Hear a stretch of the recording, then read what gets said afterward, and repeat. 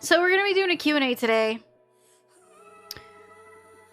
about streaming. About streaming advice, pretty much any questions that you guys have about streaming. So it doesn't necessarily have to be like, I'm somebody who's never streamed. What do you suggest? Kind of just about streaming in general. We're planning on making this into a video actually, so I can send people to that to go watch whenever they ask in the future, like, what are my like tips and advice and things, because I get asked it a lot. And I would like to just, instead of like always derailing the stream, I'd like to be able to send somebody. If you're streaming and I can hear somebody else's stream, you just need to stop and focus on your own. Yeah, it's against TOS to restream other people's streams, by the way. So, yeah. If you are... That's a whole topic that I want to talk about. We're starting BRB, brushing your teeth and getting cozy. Yeah, my makeup's on. We can actually like have conversations now. Ugh. I'm just trying to think of how we're gonna start this, because I want to do like a little bit of an intro, because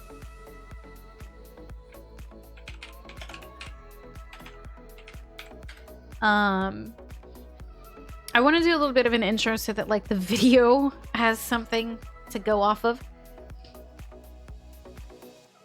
Okay. So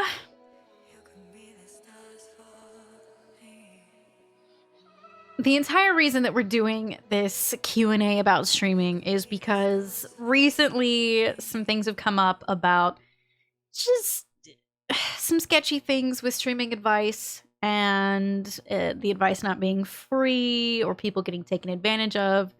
I think that streaming advice should be free, should be more available to people that want to succeed on this or whatever platform they choose.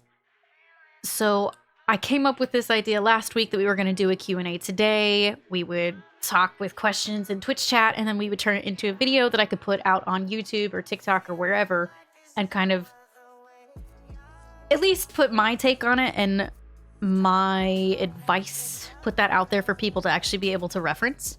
I've been a streamer for 6 years, so I've been in this game for a long time. I've had a lot of ups, I've had a lot of downs, and I feel like people could benefit from the information that I have and that I've gone through.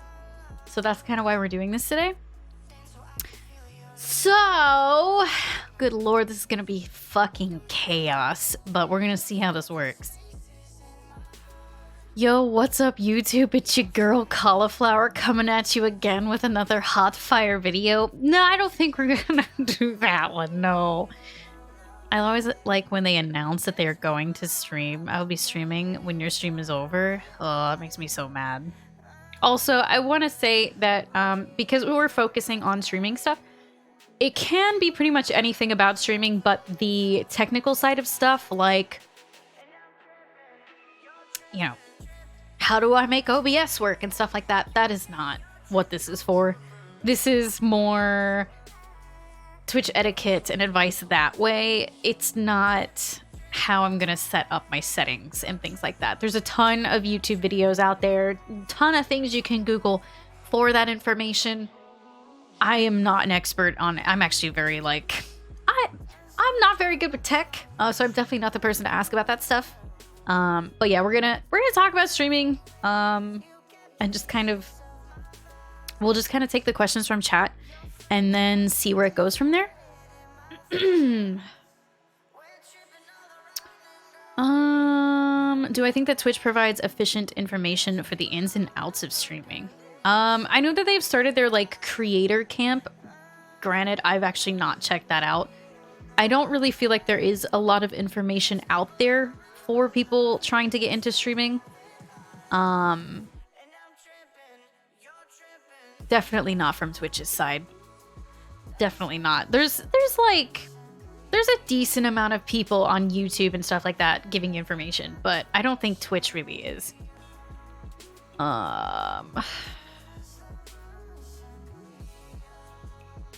you have a ton of experience on a vast amount of things with streaming. Yeah, I mean, 6 years will kind of do that. We'll have to make some part of the video where we can list like different things that I have achieved so that people realize that I am like who I say I am.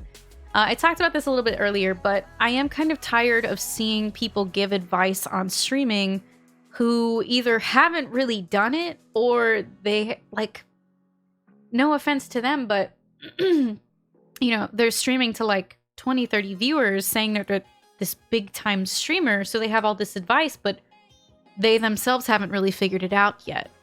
They haven't made it the way that they're saying that they've made it. And some of the advice I've seen is just really bad that those people are giving, but it blows up because so many people want to make it on Twitch so badly. They just consume all the advice that they can find. And there's a lot of bad advice out there, which is why I wanted to put my spin on it.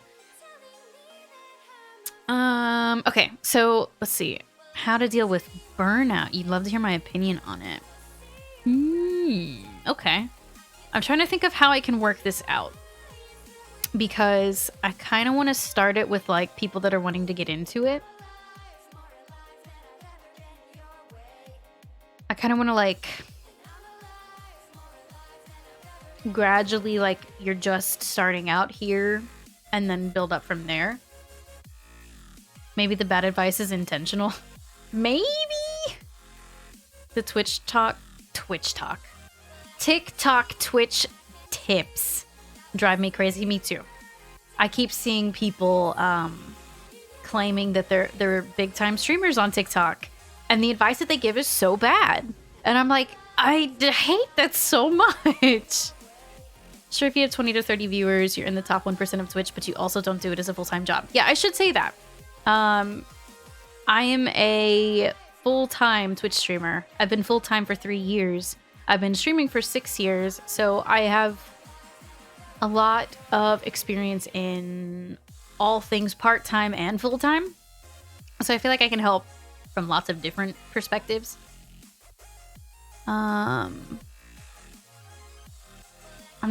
Wait, should we set up a quick Google form? No.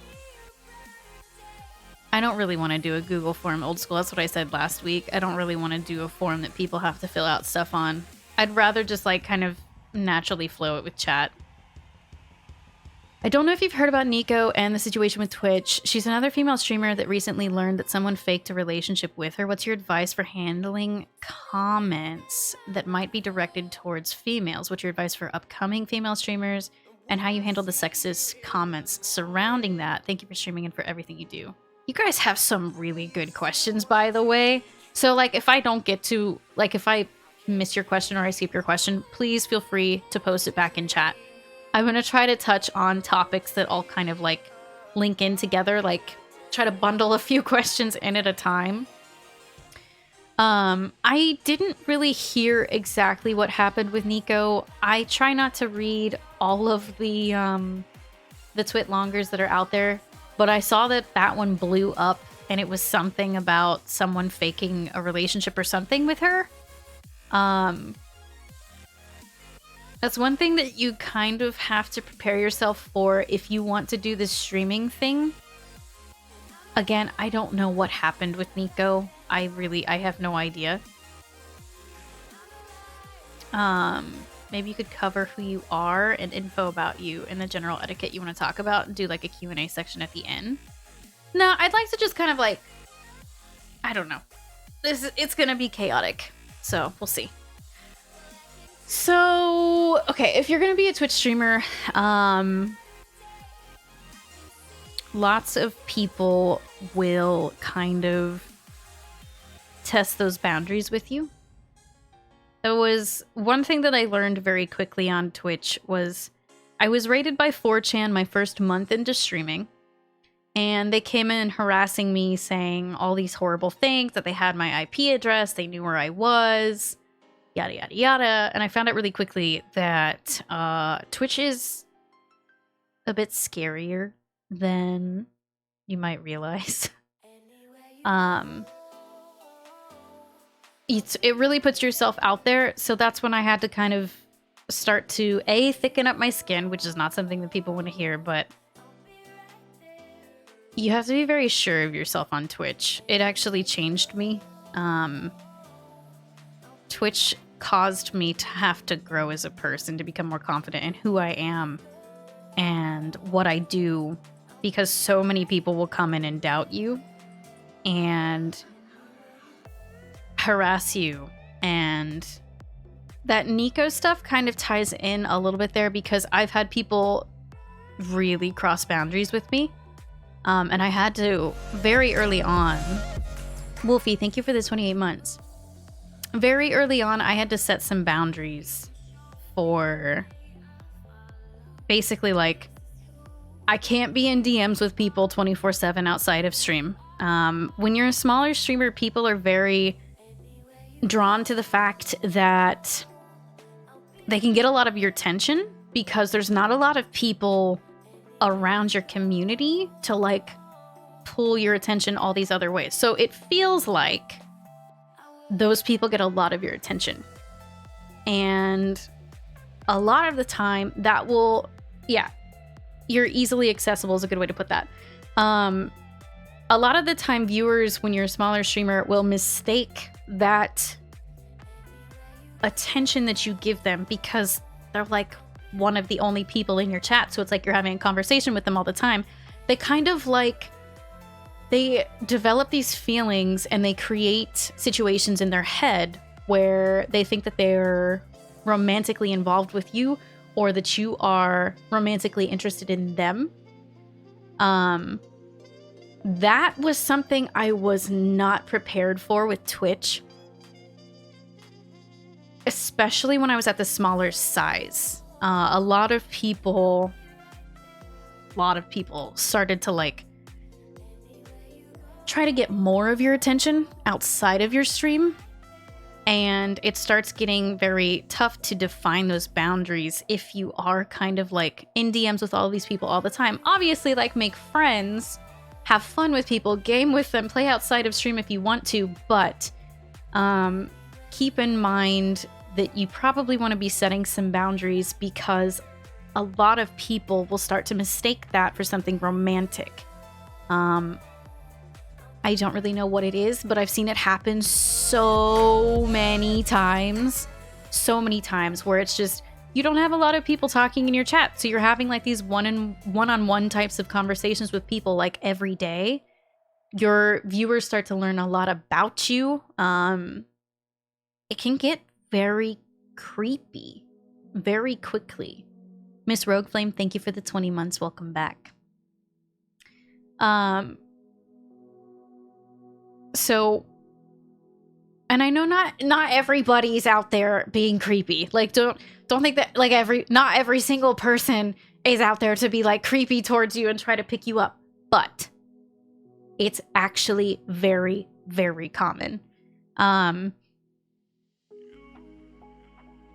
I've had a situation in the past, when I've talked about this before, but I had a situation in the past where an ex-moderator of mine actually wanted more and more and more of my attention.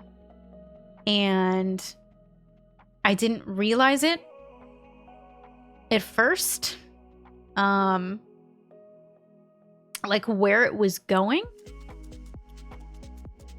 But basically, it started becoming really toxic, which is, that reminds me of, again, I don't know a lot of the Nico details of what she had going on there.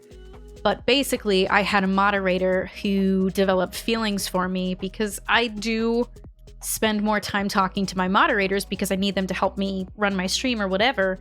And this person started getting very manipulative and very, if they didn't have my attention, they were gonna get it.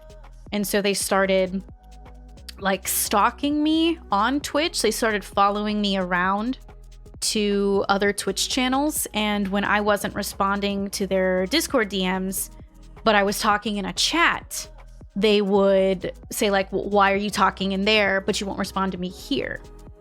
And They would lurk in the places that I was, and if I didn't have a sub, they would gift me a sub, like, immediately when I was there.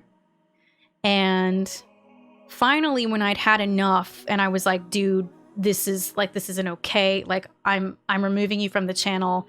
Like, because they had been very supportive, not just through money, but other things that they'd done for me outside of the stream just to help me with my life.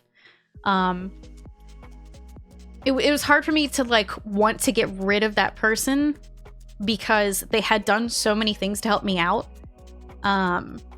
But eventually, like, it got to be really, really, really freaky, really stalker-esque, and very obsessive.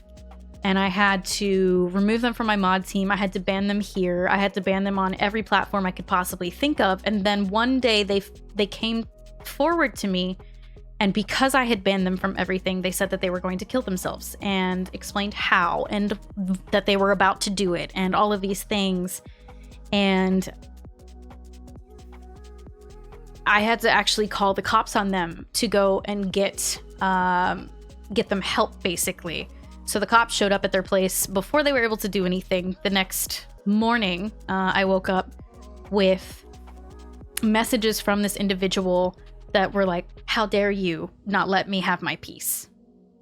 And they apparently were in the mental hospital and tried to manipulate me even further there to get me to talk to them finally, because I, at this point, had not been talking to them. So they were just saying, like, increasingly crazier things to try to get my attention so that I would respond to them, leading up to them claiming they were going to commit suicide. I don't know if they were, but it sounded pretty fucking real. So because I had their address, I was able to do that. But that is just kind of an example that I'm trying to show you as, like, it can go really out of control if you don't know what to look for. Yes, this was probably 3 years ago. They're no longer an issue here. But this was probably about 3 years ago when this was happening. So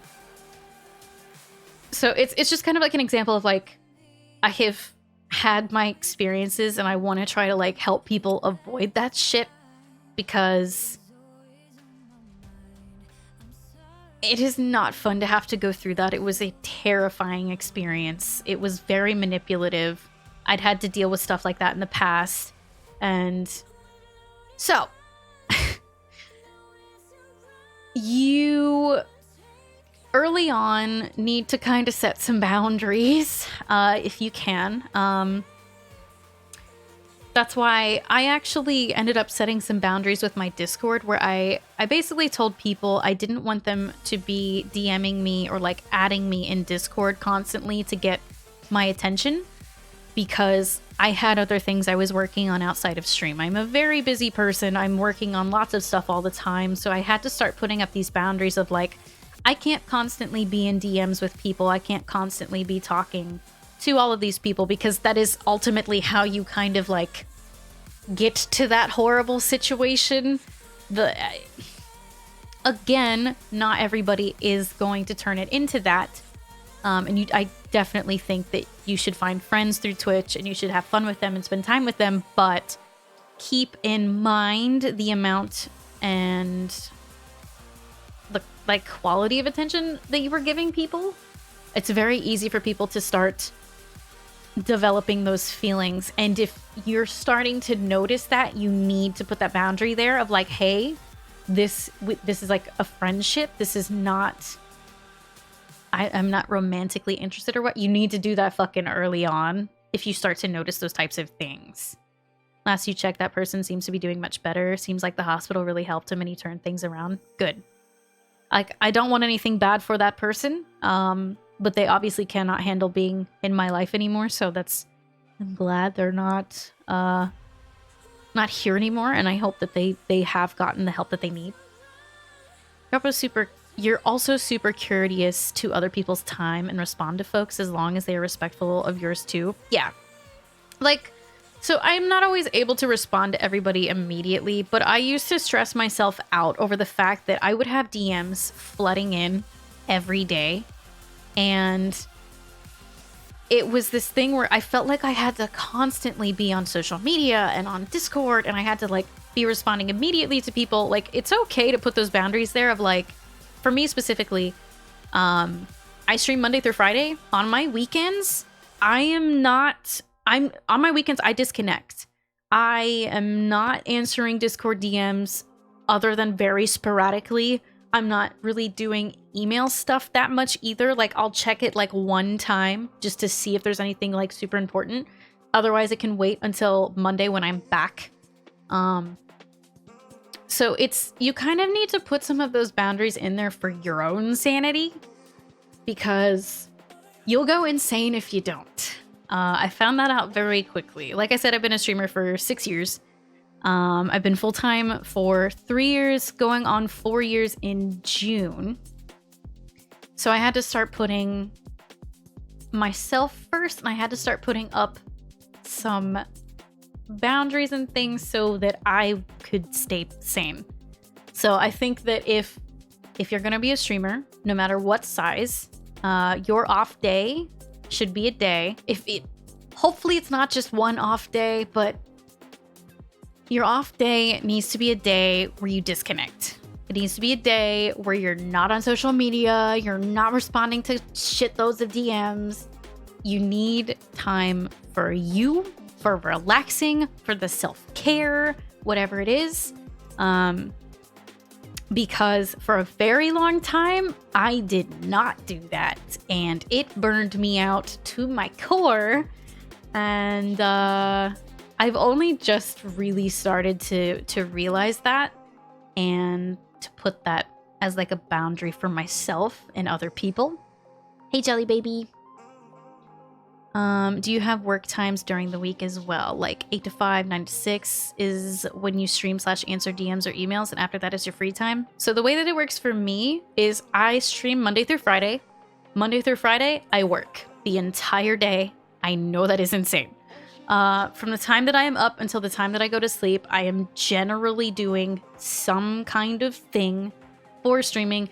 I'll allow myself like an hour for dinner and like a TV show, or maybe 2 hours. But my weekends are my time. I am disconnected. And that is how that works. In terms of putting yourself first, I know you used to stream 6 days a week and then you removed Saturdays. Is that something that you wish you implemented sooner, or did it come at the right time? I actually, honestly, I do wish I'd implemented that sooner. I used to stream 6 days a week, and my off day was working on Patreon, catching up on everything that I'd like not done throughout the week. And it basically just turned into a full 7 days a week of working constantly. I never had any breaks. And over the years, that killed me. I didn't realize it because it very slowly did it, but it destroyed my mental health. It destroyed my relationships that I had. It was not good. I wish I would have gone to 5 days a week a lot sooner than I did, because I didn't realize how much it was actually making me feel like I was drowning.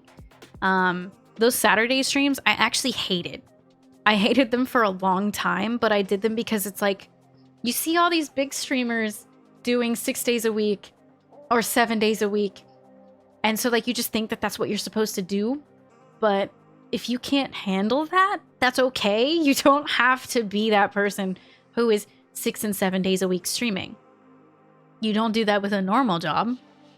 So why would you do that with like a creator job? Also, yes, if I do miss any of your questions, please post them again. The questions are getting really lengthy, so as I'm responding to them, it's getting more and more difficult to actually read all of them. I think that was absolutely part of the meta too, and now I see why way more folks taking time off, and it's wonderful to see. Yes. I think that a lot of people, and you brought up earlier how I did that podcast in the past, and I was talking about consistency, and I will talk about that again, but I was still in that mentality of like, go, go, go, go, go. You have to be grinding all the time. During that podcast, I was still in that mindset, so I would actually change some of the stuff that I said. Do you have any advice for streamers who have struggled with other streamers they thought were friends only to find out they were spreading rumors of them or negatively impacting their community? I do. I have had a lot of, oof. I have basically, you name it, I've dealt with it on Twitch and it sucks, but that's why I feel like I have a lot of stuff that people could benefit from. For a streamer that took an extended break, 6 months plus, what advice do you have on how to grow, getting back into things? Actually, I do want to touch on that too. Shit. There's so many good questions, oh my god. Because I did the same thing. Wow. Let's see. We'll come back to the dealing with advice for streamers that you've struggled with. Please post that again in a second. I want to talk about the after you've taken an extended amount of time from Twitch. I took an extended amount of time from Twitch and I killed my channel. I was grinding my way up to like about 100 viewers a stream. I was maining Grand Theft Auto 5 online. So that was when I was in college. After college, I got a job that didn't allow me to have a consistent schedule on Twitch, which is one of the reasons that I preach consistency so bad. I got a schedule with my new job that was like one day I would go in at 10, or 1 week I would go in at 10, the next week I would go in at 11, and the next I would go in at 12. I worked like basically West Coast hours because I was doing recruiting for the West Coast for some jobs and stuff. So having a schedule like that was really, really, really hard because I couldn't have a consistent schedule on Twitch. So I came back after a year of doing that. I was like, I want to pursue Twitch more. I was still doing it part-time, like little bits, but I destroyed my channel. I came back to maybe 20 viewers a stream, maybe 30 viewers a stream. And I had to build back up to that 100 to get partnership and everything.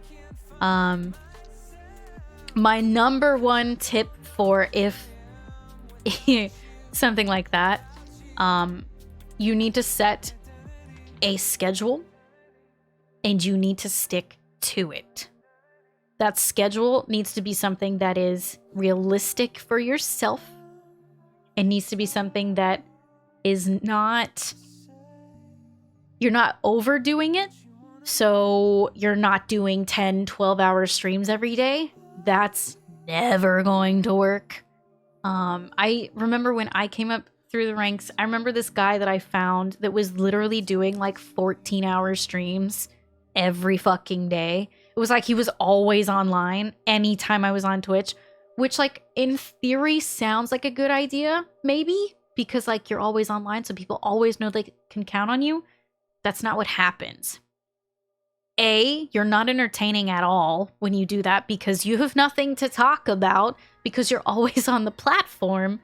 Also, like you need some of that time to be away for your community to like miss you, as weird as that sounds. I don't even really know how to like put that, but if you don't have time away from your channel to like have some experiences to bring back to your chat to be like, hey, I was watching this TV show, have you guys seen it? Like, if you're never off of the platform doing other hobbies or whatever, you're not going to have anything exciting to talk about. So with setting that consistent schedule, do something realistic that's not going to burn you out, that you can actually stick to. Because I've seen a lot of people that are like, I'm going to do this schedule, and then they do it for like a week, and then it falls apart. They start taking off a bunch of time. You need to set a schedule, you need to post it somewhere, and you need to stick to it. Much like TV shows, if they change the time that the TV show's at, that's generally right as it's like getting canceled. You need, yeah, exactly, Mike. You need to stick to a time that people can expect you to be there. And I have definitely struggled with that. I try to stick within like 20 minutes of my go live time. It's very tough, but people have kind of learned that that's my like that's kind of like my time period where like she might be there at 1, but it's probably like a little bit after 1. But that's okay. It's still sticking to a schedule. So that's my big advice there is stick to a schedule, post it somewhere. And when you're going live, you need to be telling every platform that you have, especially when you're going live as a smaller streamer, that you're going live. You need to be putting it in your Discord announcements. You need to be putting it on Twitter. You need to be putting it on Instagram. Anywhere that you can, especially when you're smaller. As you get bigger, there's a little bit more leniency there. But you need to be telling people when you're live. Man, there's so many things I can go off of here. If you want it to be a job, you gotta have discipline, just like any normal job. Yeah, you also, that is one thing. You have to figure out if you're doing this as a hobby or if you're wanting to do this as a job. If you want to do it as a hobby, this stuff still applies, but it's a little bit more lenient, you know? Like, you don't have to stick to it as much.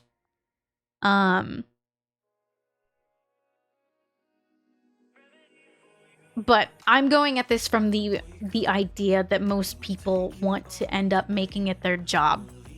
Or they want to be successful at least and get those types of numbers. Malila, thank you for the 3 months. Welcome back. I appreciate that. Thank you. Hey, Endomega. Also, I do see people like reposting questions and stuff. I'm trying to give as much advice around like one topic and like beat that into the ground and then move on to another. So with those posts that I was telling you about, if you're trying to grow up your channel, when you're posting on social media that you're going live, for the love of God, do not just leave your little link with your profile picture to Twitch. Nobody is going to want to look at that. Nobody's going to want to retweet it. Nobody's going to want to interact with it. They're not going to want to like it, comment on it. If you are posting go live tweets, post something eye-catching or funny, something with it. That's why whenever you see mine, I usually do like those GIFs that are moving that are cute, or I'll do a funny clip or like a really good play I had in Dead by Daylight or something. I will post something that proves it's basically like an example of what my content is if you've never seen it before. You basically, yeah, it's an advertisement. You're trying to sell your stream to new people. And I'm sorry, I'm fighting with my voice because I'm talking so much right now.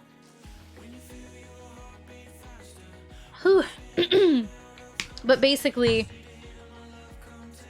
if you want to be a big streamer, you want to get people to come and check you out, you have to be marketing your stream outside of your stream. Yes, your streams need to be good, but honestly, like the biggest part and the biggest growth is going to come from marketing outside of Twitch and bringing people from other platforms to your channel. And that's, I feel like that's something that a lot of small streamers don't necessarily understand or want to believe. They want to believe that I've put all this time into my Twitch channel, so people should come and watch me. The problem is Twitch is so saturated now, like so much more than when I started 6 years ago, that in order for you to get up in a category, just through grinding through a directory is gonna be really, really, really tough. So you want to be advertising yourself outside of Twitch. That's how you got to get people in here. If you have a consistent schedule, do you have to stream for the same length of time every time? No, not at all. Like I said, if you have other things going on and you can't, for instance, I stream Monday through Friday and I stream 6 hours each stream. But I've moved around my schedule so that Monday through Thursday I start at 1 p.m. and then on Fridays I start around 6 p.m. It gives me time to get some stuff done during the day on Friday if I need to. And it's just kind of like a fun, like, goofing off day for me. But if you have a day where you can only stream for 4 hours, and you have a day that you can only stream for 4 hours, that's okay. You have to do what works for you. I actually don't use an app for my gifts. I actually rely on people in my community or my mods to make those gifts because I don't have a ton of extra time. So most of the gifts you see are made from my community, and then I use them for going live tweets, which I've been given permission to do. Yeah. Is it okay if you ask 3 questions? I mean, sure. It's just gonna be... I'm kind of jumping around from topic to topic right now. Can I talk about the importance of panels under your stream? Sure. You can tie that in a little bit with the, like, schedule. Definitely have a panel underneath your stream. If you look underneath mine, there is a panel that describes what my schedule is, and then it actually converts it to whoever's looking at it to their time zone. Definitely get that extension. It's literally just like a little extension. It's got my profile picture in there, and then it says like what days I'm live and what time. It's very nice. Mine was off for a little bit because I forgot to adjust it, but it's very helpful if someone were to find you when you were offline and they don't know what your schedule is. It's a great place for them to just check really quick. Your panels are very important. What your page looks like offline is actually very important because a lot of people are going to find you when you're not live, and you want to have enough of an impression on them for them to like actually want to click follow to come and check you out sometime. Which is why Twitch created those Twitch like channel trailers, which I don't have currently. I would like to make one sometime.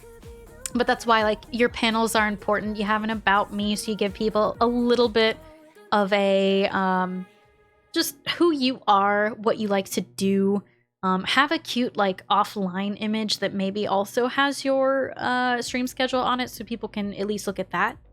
I know mine's like it's cute artwork of me and my mascot, and then the schedule's on there. Do you recommend to make an investment into graphics from the get-go? I don't think that you need to make super crazy investments into your stream early on. Obviously, you need people to be able to like see and hear you if you're choosing to do the camera route, but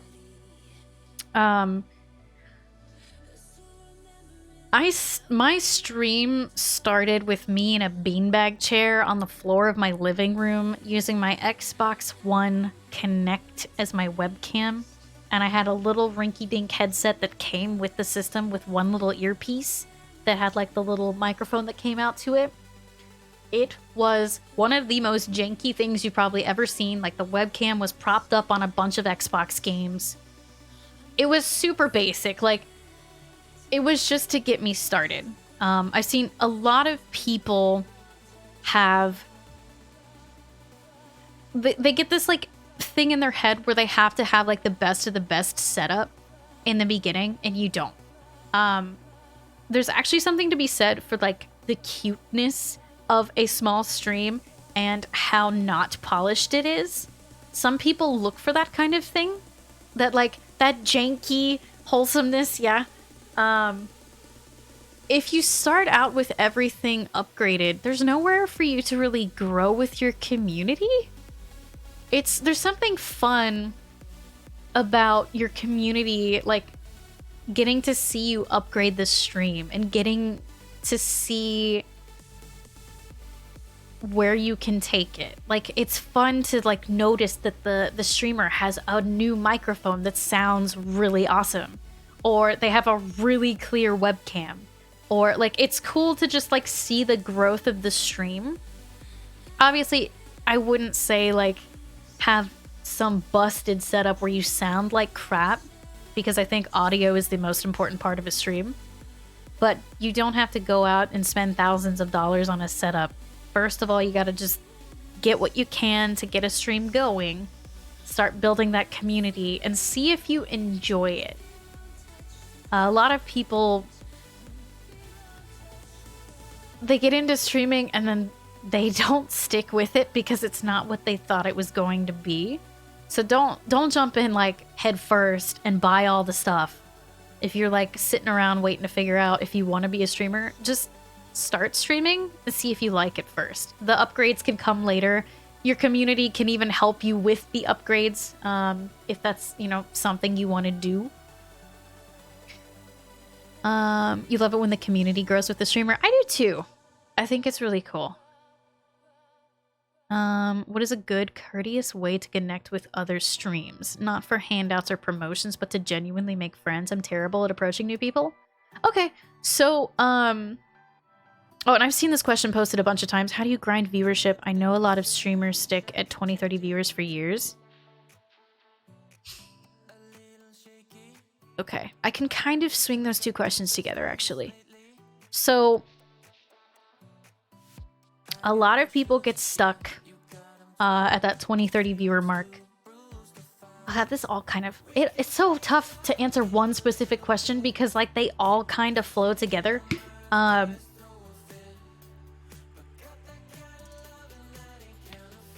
So, basically, a huge part of streaming and growing your audience is gonna be through networking and how so you want to make those friends on Twitch. You want to, you know, find people like you or communities that fit well with yours.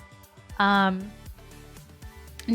is a really big part of that. So when you finish streaming every single day, you need to be hosting or rating, whichever you want to say. You need to be hosting or rating another stream at the end of every single stream of yours. There is no excuse not to. You should be constantly taking your community to another streamer at the end of your stream. Always. Because that shows that other streamer that you support them, you want to help them out, you think they're cool, you think your community would go well with their community, whatever it is. Find people around your size, a little bit lower, a little bit higher, whatever. Find people and try to help them out like that. It is going to be huge for your growth over time. Raids and hosts don't necessarily like give you permanent new viewers, but it gets those new faces into your chat consistently enough that some of them will actually stick around. They'll like it, they'll stick around. Your size is 2 to 3, that's fine. Host somebody with 5. Like, hosts mean so much, especially at that smaller size. Please go and host people. Do a little bit of, I would call it like vetting before time. Go watch other people when you're not live. See, like, if you have a main game that you're playing, or maybe you don't have a main game. Maybe you played Stardew that day. Go to the Stardew directory and find somebody around your size and go host them up. I do personally prefer actually watching them before, just to make sure that, like, I think they're a cool person and that our communities will line up, because I have been burned by some weird raids in the past where, like, it just didn't line up with me, my values, or my community, and, like, I took people there and everybody left immediately because nobody was into it. So, you know, do with that what you will. But a huge part of growing on Twitch and making friends is supporting people through rating. I saw somebody asking a question about what's the difference between hosting and rating. There's not really a huge difference. I always call it hosting because it was hosting for years before rating ever existed. Basically, hosting puts their channel on your channel, but rating actually takes your viewers to that channel. So I actually just started doing both, so there's no way you could miss where we were going. I just started hosting and rating just at the same time to, like, try to kick everybody over there. Because why not? But yes, that's another thing. If you are going to be hosting somebody or writing them, stick around in that channel and try to say a few things at least. I know when we're done streaming, we're usually really tired, we're hungry, we need water, whatever. But especially if it's somebody that is, you don't know them, it's newer, stick around in there. Try to hang out, have some conversations with their community, with the streamer. Like, you need to kind of build up those relationships a little bit. That's how your channel has grown, is making friends with other streamers and them giving you shout outs. Yeah. So obviously, networking, you shouldn't really be going about it like hoping that these people are going to help you out, because at the end of the day, maybe you're not their cup of tea or they're not your cup of tea. But you start to get your name out there, specifically when you are hosting within a certain directory a lot of the time. It's easier if you have a main game. To be hosting multiple people within that directory. You know what I mean? Don't always host the same person. Like, yeah, it's great to have like, you know, maybe you host this person on this day during the week. Like, you host so-and-so on Tuesdays. It's cool to do that, but make sure you're also hosting other people outside of that. I'm really digging the advice that you're giving. It shows that you truly care about the little guy, and it's really cool to hear this from someone we look up to. This is why we love you. Call love, give, show love 100, show love 100, show love 20. Feels, thank you for the 420 bits. I really appreciate it. Thank you so much. Are there streamers who think it's weird if a stranger rates them? I think so, yeah. I've definitely had people that I've rated them and they didn't know me and they acted a little funky. I've definitely picked up on that before. You'll have to find people that mesh well with you, and that's the reality of it, is people won't always mesh well with you. That's just unfortunately how it goes. Is it more beneficial to have a main game or at least a genre? So that is a topic I could go on about forever. It depends what you want out of Twitch. If you're going about this as a hobby, you can kind of do whatever. If you're going about this and it's going to be your full-time job, the quickest way to get numbers is to have a main game or at least a main genre. So for me, my main genre has always been horror.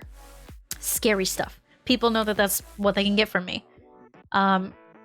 It's easier to grow within a certain type of game than just like really random all over the place stuff, because your viewers aren't always going to be into really random all over the place stuff. They might like one game, but they might hate the next one that you play. I did variety for a long time. That's why I'm starting to try to branch back into it a little bit, with some exceptions. It's easier if people can like rely on one type of content from you, but then you do run the risk of getting like typecasted basically as a streamer, to where people only ever want that specific thing, which is what I'm dealing with currently. I have branded myself as a Dead by Daylight streamer. Dead by Daylight's not doing so hot. I'm trying to branch away, and my numbers are suffering tremendously because of it. So if you want the numbers and you're trying to make a living out of this, having a main game is important, but it is important to remember to also be branching out while you're doing that, so you don't get stuck within one specific game. I would say that a main game is great for numbers, it's great for partnership, it's great for income, terrible for mental health. Variety is amazing for mental health, not as great for growth, not as great for numbers. So it's kind of like whichever one you think you need kind of thing. It is definitely possible to main two games, which is actually what I'm trying to kind of experiment with. I branded it as we're going variety. What it's actually turned into is more of I'm finding another main game to stream, and that's somehow making it easier. I'm gaining more people. I'm starting to do more Apex, and I'm actually gaining an audience specifically for Apex. So having like a couple main games is probably the smarter way to do things instead of just like grinding out one specific game, because you're gonna burn out. Just straight up, you will burn out. And when you burn out, it's gonna be a lot to handle if you want to do something other than your main thing. Scorpion says it, he's a DVD hunt main. Yeah, I know Geef is as well. Do Apex people come in for DVD? Yeah, I think so. There's a little bit of a crossover. You'd love to see more FPS stuff? Yeah, that's why I'm doing it. That's what you're struggling with. You're focusing on horror, which I love, but I keep wondering if maybe I want to play an MMO like Final Fantasy XIV. So I will tell you this. I know that people love MMOs, but MMOs have a very specific type of viewer. MMOs are very hard to stream, and if they're not your main thing, it is going to be very hard to get your community to want to watch it. Just as a heads up, MMOs are very hard to stream. It's a very specific kind of viewer that wants to watch that. So you can definitely do that if it's your main thing, but if you're branching out into an MMO, good luck. It's gonna be very tricky. Final Fantasy XIV is your main game and it is not recommended. Yeah, I don't know how you would get away from it, honestly, if you ever wanted to. Hey, Cleo. Do you think the second main game has to be multiplayer? Would something like Call of Duty Zombies be okay? I mean, it could be. I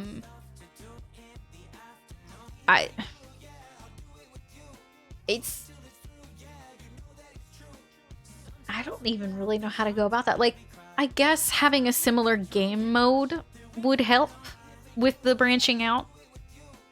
I don't know. That's been the entire issue with DBD. DBD is one of a kind. Nothing else out there exists that is like DBD. It's an asymmetric horror game, multiplayer horror. Tons of games have tried to do it again. Don't think it ever will happen again. So you get stuck in one game that's never going to have something that's gonna like come in and be the next one. Like, I don't know how you take DBD out of where it's at this point, which is like props to DBD, but if you burn out from DBD, what do? So that's why I've really started to focus on grinding something else outside of it because my mental health needs it. Glad that you're moving towards having more than one main game. It's good to have another game to fall back on when you're feeling burnout. It is. Do you have advice for a small streamer that's trying to grow and picking a game that isn't too oversaturated? So yeah, that is definitely part of it. If you are a newer streamer and you're wanting to grow, don't stream the top games. Don't. You're never going to grow within those top games when you're a smaller streamer. We did this once and we scrolled through some of the directories just to look to see how hard it would be to actually get discovered in them. When you're a new streamer, don't stream the hottest new stuff. Like if you want to have some fun with it, if it's your hobby, sure, whatever. But genuinely, if you are trying to grow, don't be playing the newest fad. Don't be playing Among Us or Fortnite or whatever the top BR is or whatever. You want to be playing those games that have maybe a few hundred viewers, something under 1,000 viewers, so that you're gonna be more easily found. It's not gonna be easy, but it will be easier than being just completely buried in another directory. Because at the end of the day, new viewers aren't going to be digging through directories to find somebody. They usually pick within like the top 3 rows or something like that. So your game choice is huge. You want to be studying directories and seeing like when people might go offline, when people come online, days that there might be like a gap in there that your viewer count could maybe fit in there. It's definitely like a directory type of game that you have to do. So, you want to be looking at categories a lot. You've put thousands of hours into DBD and you have my respect for that. It's a lot of time to put into one game. Yeah, I've got 5,000 hours in DBD.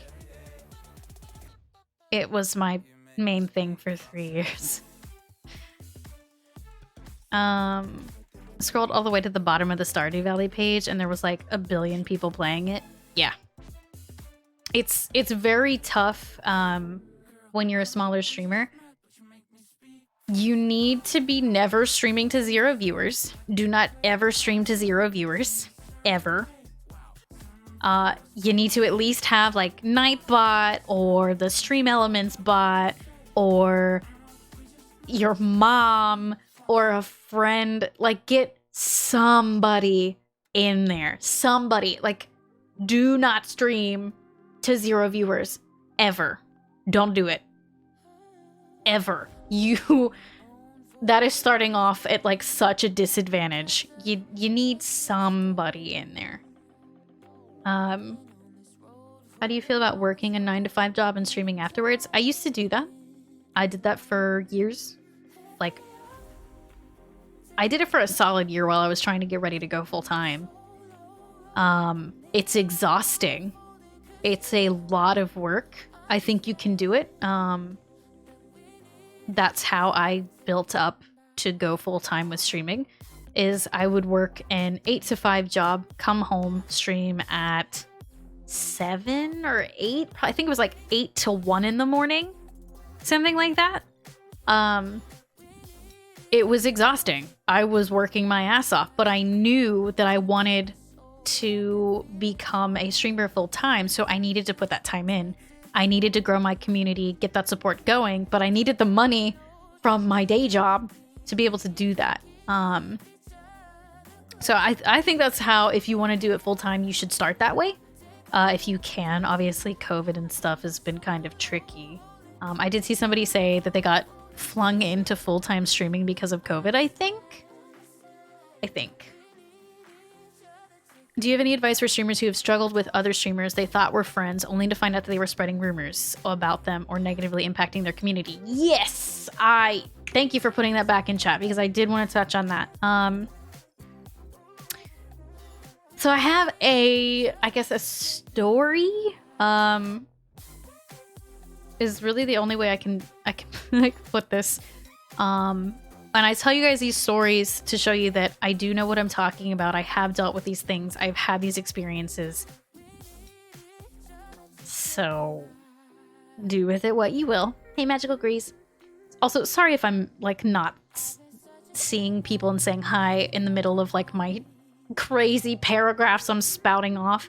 I want to say hi to you guys, but I'm trying to get out as much information as I can about streaming because there's so many good questions. So about the whole advice on dealing with other streamers that might be spreading rumors about you or whatever. In the past, I had somebody who basically they found out that I had a little bit of success in my Twitch channel and suddenly they were my best friend. And I thought this is cool because I didn't have very many friends, and it was cool to have somebody that I knew IRL that could be my friend, and I didn't really think about why they were suddenly my best friend. And I found out over time that this person was basically just trying to use my channel to grow their own. And I say that and can confidently say that because this person was spreading rumors about me. And this person was DMing my viewers, my top donators, saying, why aren't you donating to me? Why are you donating to her when you should be donating to me? Do you hate me? and all of the literally some of the most manipulative shit I have ever seen. And it went on for a long time because nobody told me. Somebody finally brought it to my attention.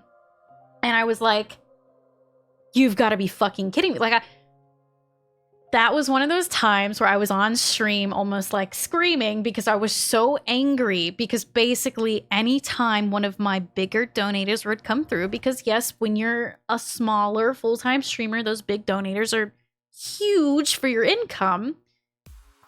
I found out because one of them sent me messages of this girl basically trying to guilt my donators into donating to her instead, into supporting her instead. And at the time, that person was a mod of mine. I removed them from my community, from my Discord. There are just, it's tough. There are a lot of people who will try to get close to you on this platform to use you, and it sucks because I've had it happen so many times. It's made me very jaded. And very skeptical of new people. So my advice for that, I'm trying to even think of what to really even tell you about that. It's like, basically, people are going to talk about you on Twitch no matter what you do. No matter how good of a person you are, no matter who you are, what you do, people will talk shit. They'll spread rumors. They'll get jealous. They'll make shit up about you. Hopefully, you've built up the people around you. You've got a good group that they'd hear something like that and they would just be like, what the fuck are you talking about? That doesn't sound like Kayla or whatever. I will say with those types of rumors, generally you want to just kind of call that person out.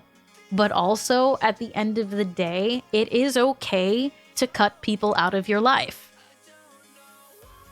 You are allowed to decide those people don't get to be in your life anymore. You are allowed to choose who is in your circle. And this goes for well outside of streaming. If somebody is not bringing something to the table that's positive, if they only ever bring toxicity or negativity, they only tear you down, they never build you up, it's okay to cut them out of your life, and you don't have to keep them around. So basically my advice with that is like, be prepared for people to, if you start to get a little bit of traction, you start to get a little successful, people get very jealous, and it brings out some very nasty sides of them. Be prepared for that, but you don't have to basically like accept it. You don't have to like be okay with it, basically. Yeah, we're talking stream stuff, Kyle.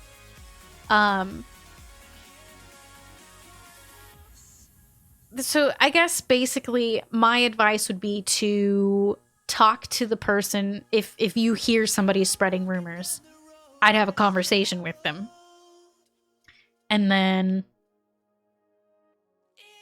I would remove them from, like if they're a mod or a community member or whatever, if like some kind of common ground can't be found, you can remove them.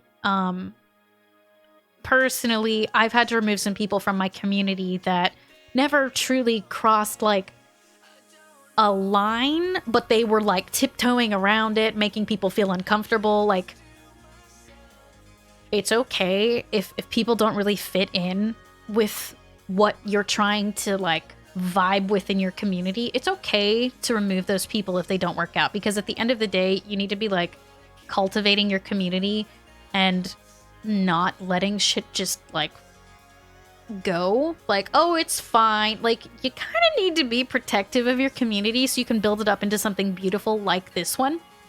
If you just kind of like let toxic behavior go, it's gonna fester and it's gonna get out of control real fucking fast. I promise.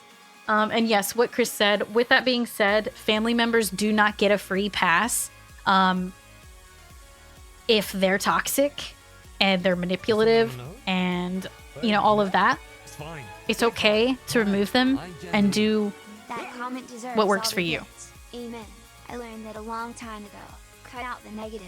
It has improved my life so much over the years. Cheers to you for spreading that message. Caribou, thank you for the 1,000 biddies. I really appreciate that. Thank you. You cut your own brother out of your life. You got to do what's best for you. You do. It's at the end of the day, your happiness is the only thing that matters. Don't be afraid to report to the mods someone that makes you uncomfortable, either in Whispers or Discord, that are members of the community. Yes. Hi, Stream Dad. So that's another thing, is a lot of times I didn't know that something was going on until somebody brought it to me. It was something that had been going on in the community behind the scenes in like DMs. Like there was a creepy dude in the past in our community who, if a cute girl would post a selfie, if any girl posted a selfie in our Discord, immediately that dude was in their DMs, hitting on them, being really creepy. But this went on for a long time before I knew about it.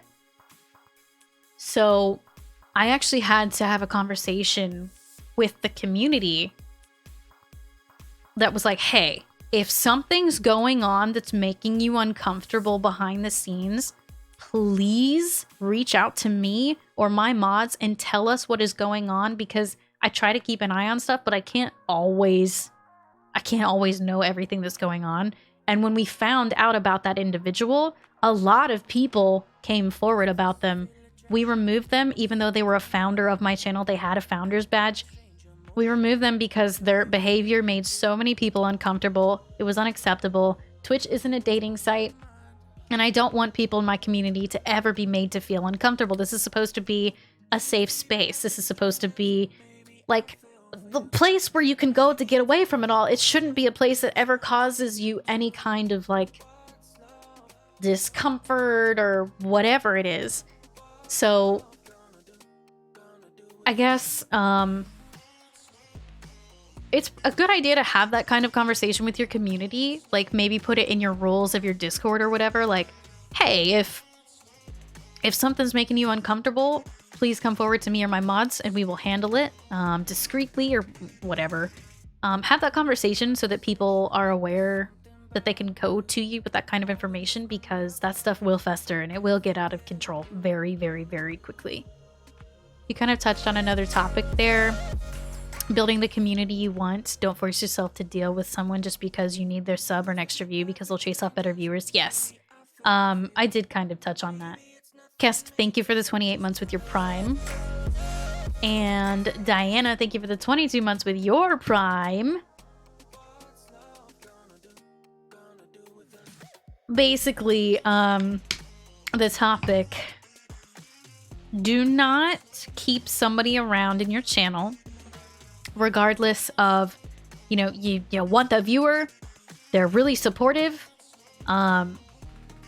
If they're making yourself or other people in your community uncomfortable, chances are that's not going to go away, and it is only going to get worse, because you will let it grow and grow and grow, and they will keep kind of, because you've basically told them it's okay to behave the way that they're behaving, they will keep pushing that boundary more and more and more, and make more people uncomfortable, make yourself more uncomfortable. So don't feel like you have to keep somebody around in your channel just because they send a lot of money, they donate a lot, or they're always there in your streams. Like, you have to remember that, again, whatever behavior you let go in your community, it's going to fester and bring in other people that will do that, and it'll scare off people that are new, potentially. So a big part of, in my opinion, being a successful streamer with a good community is like policing your community, basically, and being protective of your community, and having those moments, those teaching moments, where if somebody comes into your chat and says something that's just like completely not okay, you make an example out of it. So many people when you make an example out of it, will tell you to ignore the behavior, but if you ignore it, it just lets it keep going. You need to call out shit within your community, within your chat, that doesn't work. You have to work on the community and make sure people know what flies and what doesn't fly. A lot of people have pointed out this community and how good it is, and I think genuinely that is because I've worked very hard to make sure people know what works here and what doesn't work here and what we're cool with, and I think it goes a long way. If you don't if you don't have IRL people helping you mod your stream, what are your recommendations of building your mod/support team as you grow? So basically, when I've been deciding on new mods, I look at the people that are around pretty much every stream. So I look at the regulars first, and I try to see who's been around a long time, like who kind of knows how things work. Like, most of my mods have at least year badges. I realize in the beginning that's a little tricky. You might not be able to do that, but you'll have regulars that are showing up. You will be able to see the people who are wanting to be helpful. You'll be able to see oh dear. Well, that'll eventually go off. Hold on. Kala, this Q&A is great. Thank you. Boundaries are important, folks. No matter your support level, it entitles you to nothing. Be a good...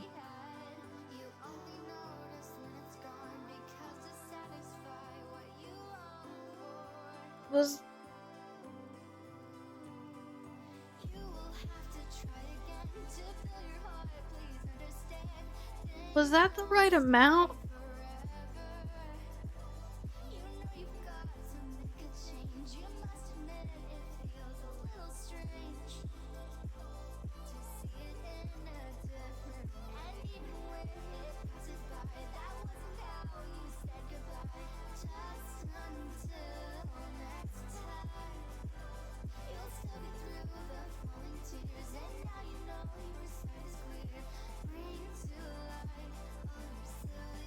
Lesson number 26, always assume it's the wrong amount. I have something to talk about that actually, which is why I usually assume that amounts that big are the wrong amount before I freak the fuck out over them. Anonymous, are you sure that would...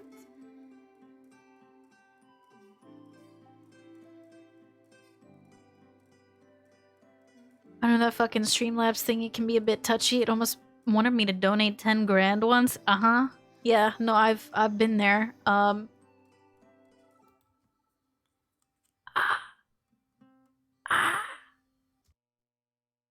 just am I dying? No, I am sure.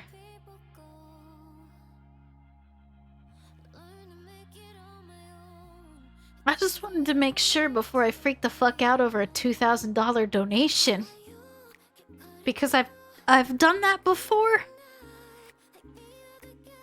Over a $666 donation that was supposed to be a $6.66 donation. So I always get a little scared when there's a big donation. It was the right amount. Okay, hold on. I need a moment.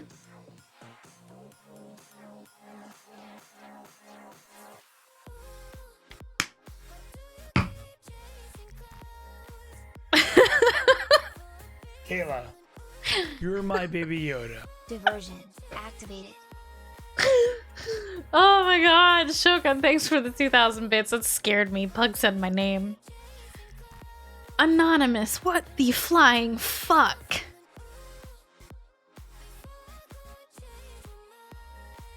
Just put a bunch of love in chat. I don't... Anonymous.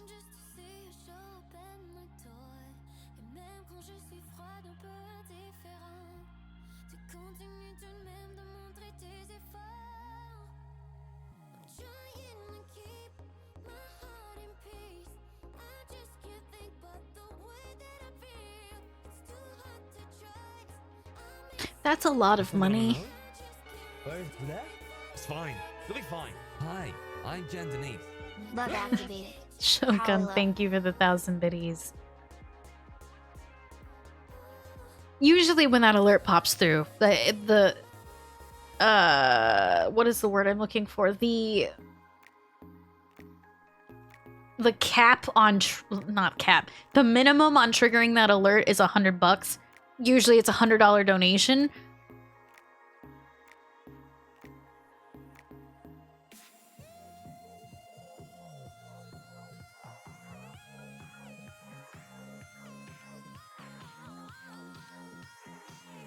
Not a $2,000 one?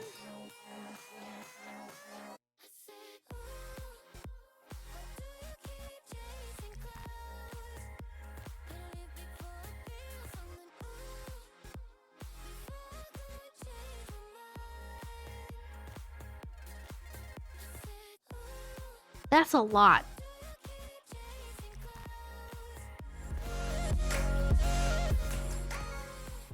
Yellow Bear, thank you for the 5 months. Fucking hell, dude. Time for some more red bottom shoes up in the closet. No, that's I'll be honest, that's actually like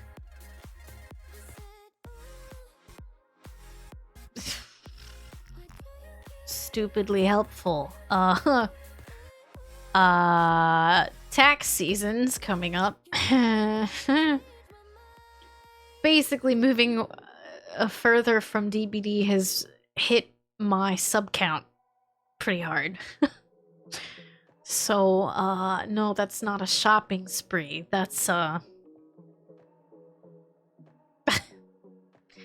that's not a shopping spree. That's like, that's help.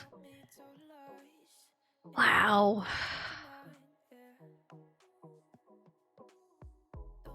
That's rent. Wow.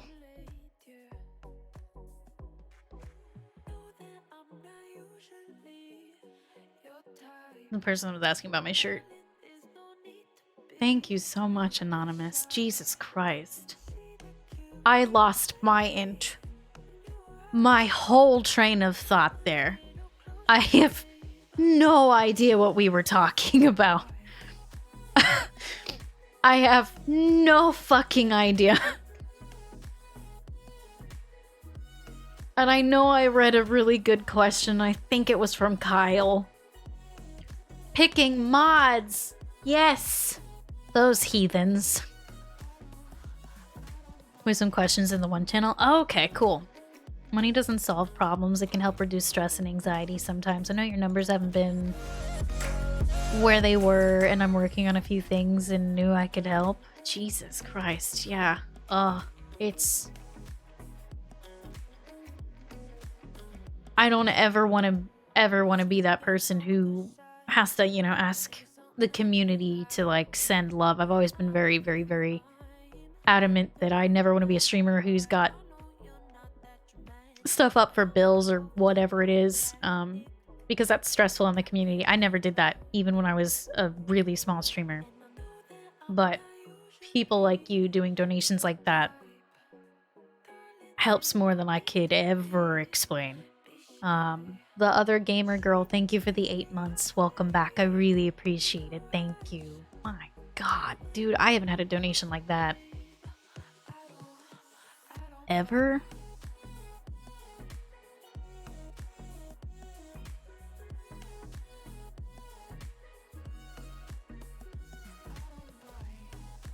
I don't remember ever having a 2,000.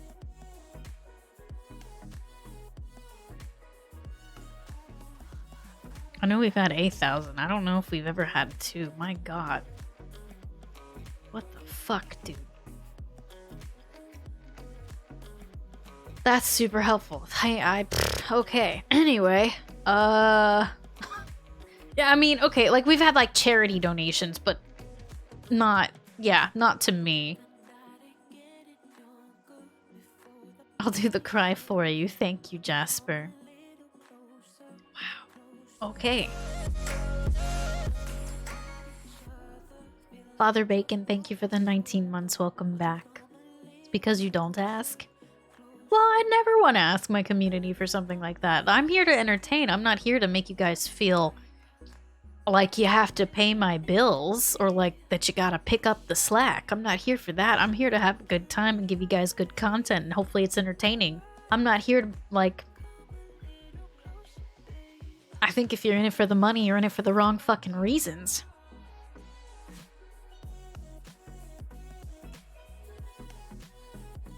The reason I started streaming is because literally my GameStop employee showed me Dan's Gaming on our iPad at work. Said I'd be good at it. I tried it out and immediately I loved the community aspect of it. I liked sharing my gaming experiences with a couple people who were having a good time. That I was getting it. I didn't have very many friends, okay? And then like getting a community. I never got into streaming because I want to be the next ninja because like there's no fucking way. First of all, that'll never happen to me, but I like it, which is why I focus so hard on the community side of it, which I know has been to my detriment many times.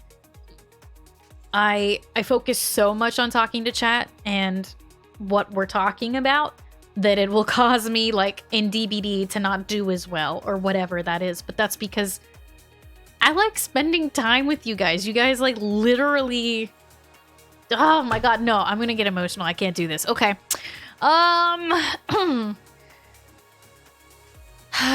If you're in it for the money, you're in it for the wrong reasons. This is why we love you. Couldn't agree more. You should always do it for the community and make yourself happy. You want to be the next Mrs. X Bezos? Oh, okay. I like when you stream sometime. I have to say, this is so wholesome. It's nice seeing a partner with the attitude that you have towards a donation like that. It's so refreshing. No, don't be nice to me. I'm already tearing. Stop. No. We do not cry here. We have good eyeliner. Yes. So, Kayla, any advice on how to handle large surprise donations from strangers, also from regulars? Actually, yes, I do have advice on that. And no, Anonymous, this is not... Don't take this... I'm gonna have to say this very specifically. And Feha, thank you for the 7 months. Welcome back.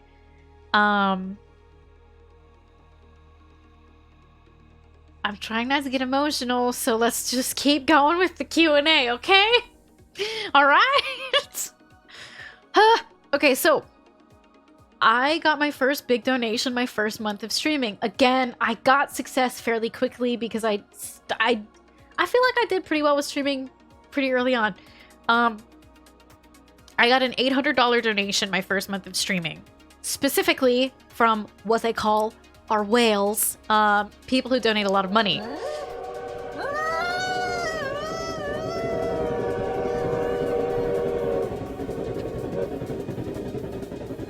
Old, fat, and saggy, thank you for the 5 gifted soups. Don't you...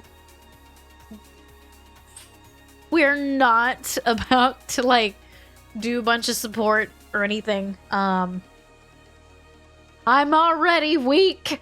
Stop it.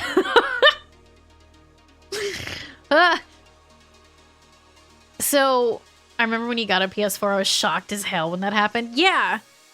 So, no, stop. Shogun, thank you for the 32 months in the tier 3. No, stop.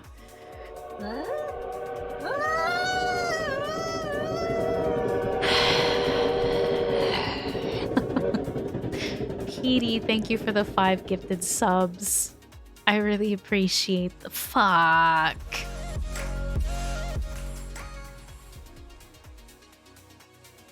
Prodigy, thank you for subscribing. Maybe if you ignore them like trolls, they'll stop. Hellmouse, thank you for the 5 gifted subs. Kohaku, thank you for the 5 gifted subs. Dear Wow, thank you for the 5 gifted subs. Shogun, thank you for the 2 gifted subs. No!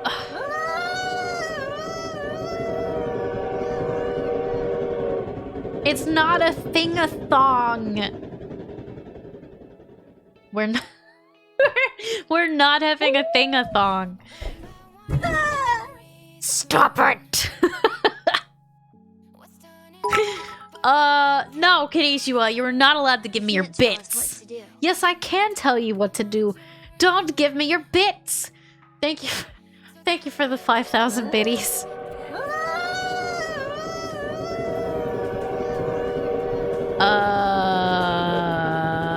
Nebula, thank you for the 5 gifted subs. I really appreciate it.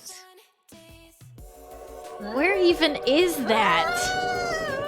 My alerts are backed up. Stop! Spice Queen, thank you for the 5 gifted subs. You know better than to tell us to stop.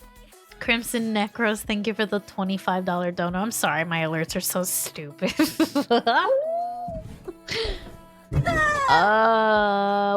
What is that? Susie, thank you for the 2 gifted subs. You just want the emote. Thanks for the 100 bits. This Q&A was a success. We're not done. We're still doing the Q&A. Dear Wow, thank you for the 888. And Jasper, thank you for the 500 biddies as well. It's not my birthday. No, stop.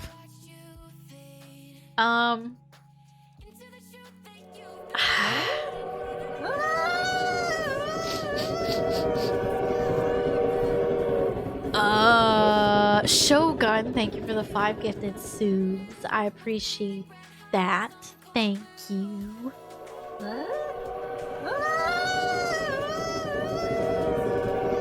You're glued here for the Q&A, bailed on your hubby. Gaming veterans, thank you for the 5 gifted subs as well. Look at how giant Bits and like it. this bit boss is. Look at that. That's insane. Not a hooker, thank you for the 500 biddies. 6 serrated, thank you for the 2 subs.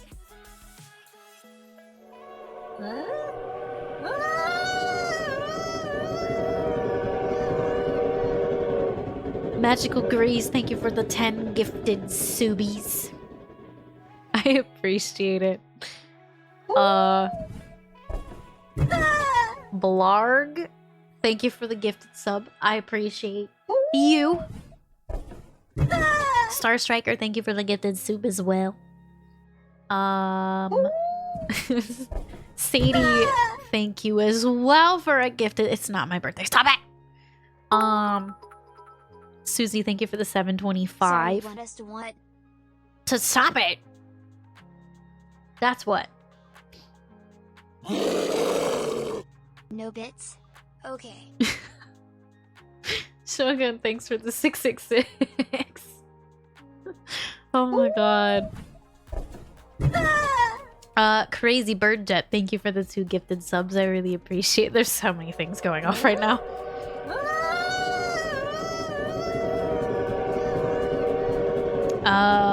Was here. Thank you for the 10 gifted subs. I really appreciate that. Jesus Christ, guys. Thank you.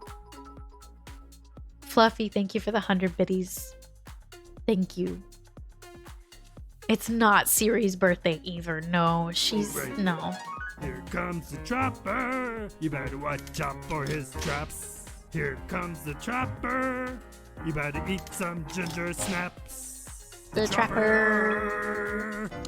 Jazz hands. Dear Wow, thanks for the 777. I forgot about that alert too, actually. Farmer Grim, thank you for the 10 months. Welcome back. Jesus Christ, just as I think we're catching up, you guys do more. Wait. And Feya, thank you for the 500 biddies. Tammy's Revenge, thank you for the 100 bits. It's not my birthday. Kayla, you're my baby Yoda. Poor Grayman, thank you for the 2,000 bits as well. I love that alert.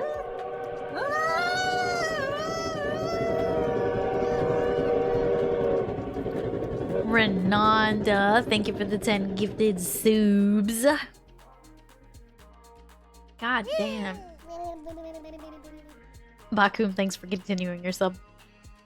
And we're almost caught up. That one always goes off twice. I don't know why that one always goes off twice, but it does.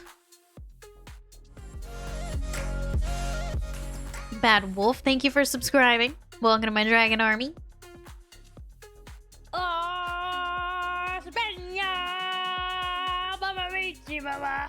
Sorry. Oh dear. War Grayman, thank you for the 1,111 biddies. Oh, I got this one. I didn't get the frog. Shogun, thank you for the 15 gifted subs. Jesus. Rowan, thank you for gifting a sub to Diana. And Kest, thank you for Did the you say more 300 bits? biddies. No, I did not say more bits. God damn. I'm just hanging out talking to you guys. My fucking god. Words. I think we're I think we've calmed back down. I think we've calmed back down. Okay. Maybe. A secret subathon? We're not doing a secret subathon. How to deal with donations was the last question. It actually was, yes. Do you need to start another hype train for the subathon? Hype trains only go off once an hour actually, so when they're secret, they're called thingathongs. Forever Rage, thank you for the 15 months. Welcome back. And G, thank you for the 500 biddies. I'm gonna if you guys stop triggering alerts, I'm gonna get up and grab some water because I have been talking non-stop. Fudge, thank you for the 42 months.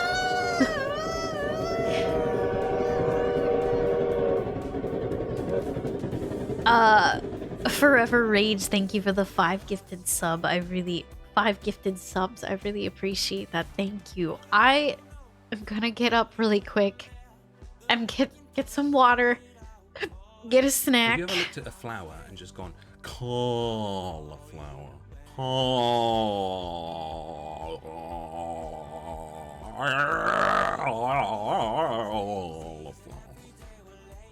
Or Grayman, thank you for the 333. Get up and see if we behave. It's a nice experiment. Please behave while I go and I get a snack and I get some water.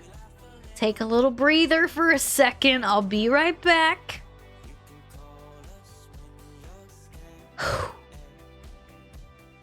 Okay.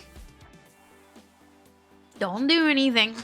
I will be right back. We will continue the freaking Q&A. Just hold on. Okay?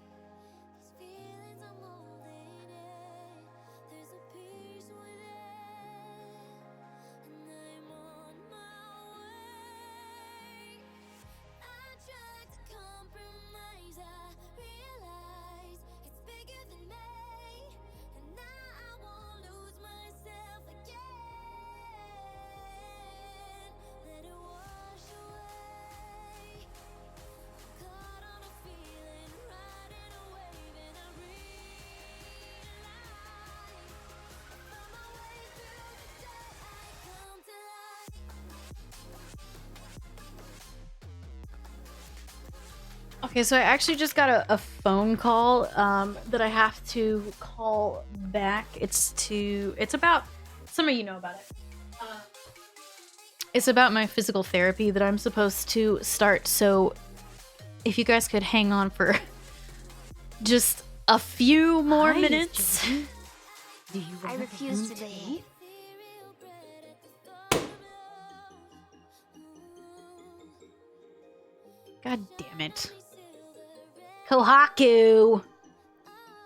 You're supposed to behave. Thank you for the $50 dono, though. I really appreciate that. Thank you. Okay, hold on. I'll be back. I just gotta go make a phone call really quick before they close. So, they technically did wait till I was back. So, hold on. I gotta go make a phone call.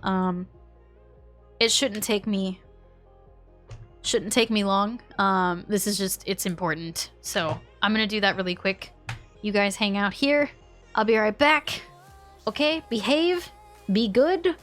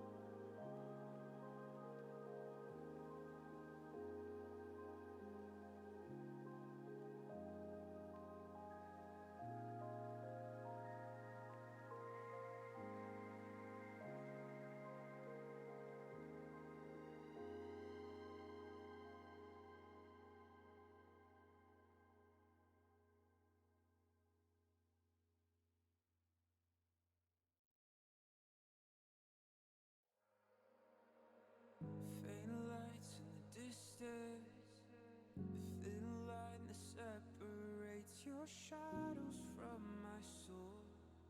As these walls begin to fall,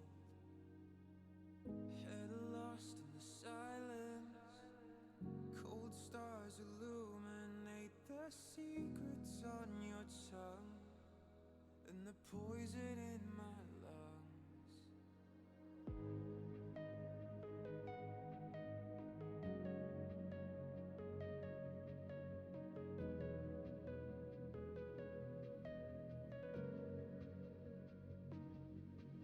Where every passage ends, a new road begins. The further I descend, your labyrinth.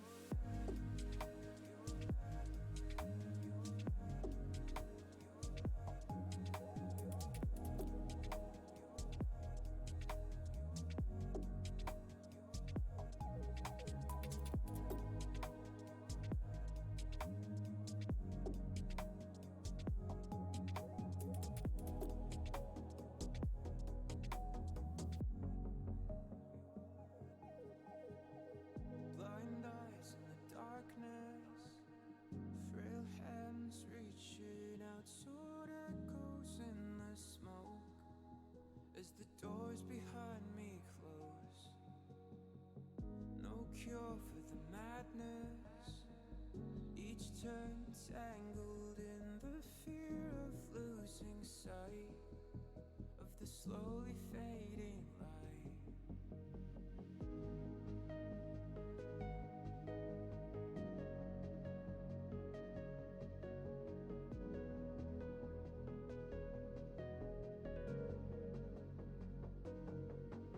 Where every passage ends, a new road begins. The further I descend, your labyrinth.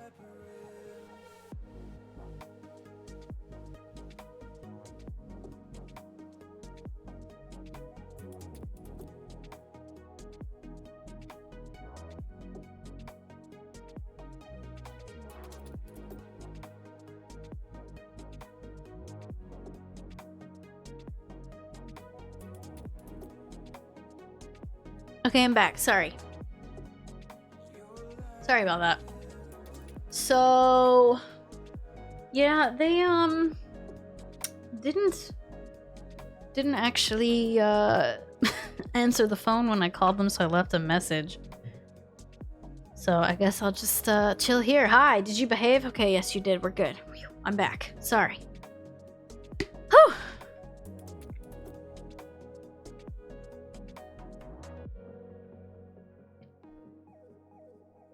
So thank you guys for all the support. We'll, I guess, get back into the questions and everything now. So yeah.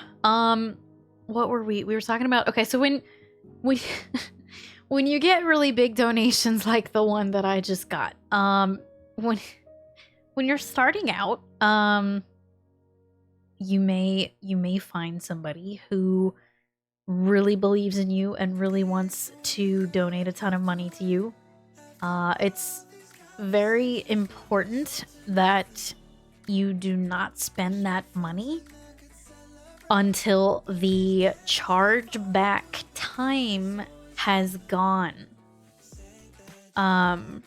So I think with PayPal it is 90 days. You want to make sure it's not somebody being malicious, especially if they're new to the channel. Anytime you get a big donation like that, you want to make sure that I don't know if PayPal upped it or not. I know that it used to be 90 days. I would have to look. I've had a few chargebacks, but it's never really been on anything too terribly big, but there are still fees associated with that, so they can burn you pretty bad. Something to help save you if you are to have to go through the chargeback process and everything, in your panels underneath the stream, where you have your donate button, you need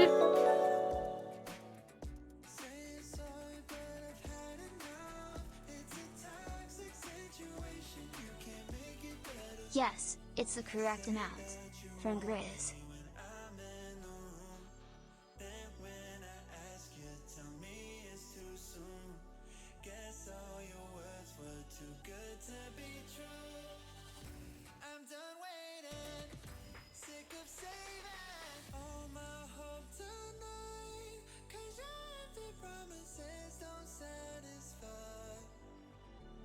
Anonymous, what the fuck did you start?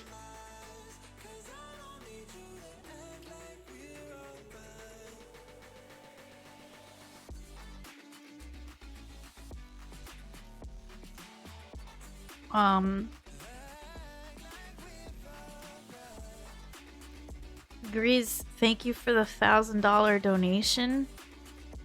What the fuck? Continue the Q&A. What? Don't spend it for 90 days. What are you doing?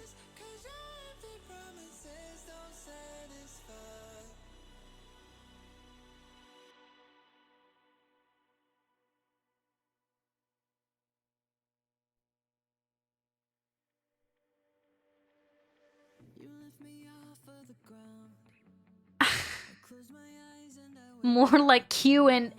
What the fuck is going on here? Dude. We're never gonna get through this question and I'm kind of loving it. We're not if you keep sending me thousands of fucking... What?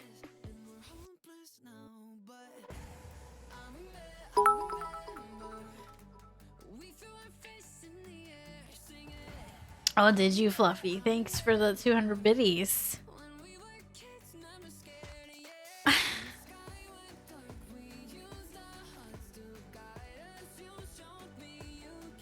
It says 120 days or more, so I'm trying to find the more part. Okay, so I guess it's different now. It used to be 90 days. I guess it's even more now. Basically, fuck. Fucking hell. Magical Grease, thank you for the $1,000 donation. Fuck. Grease wanted to send his support. That's like fucking. Fuck, I have to take this phone call.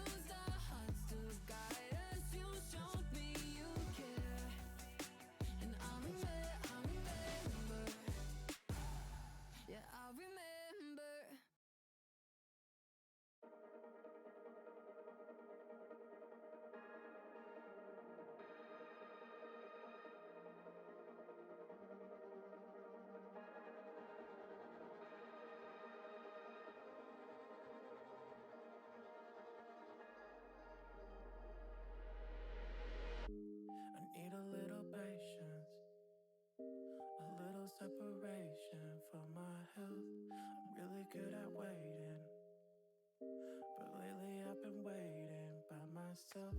It sounded good on paper, but that's the reason why I had to leave. Surrounded by this vapor, I thought it was the air that's hard to breathe. Whoa, I guess I found a reason. Guess I found a reason. Whoa, I guess I found a reason. Guess I found a reason.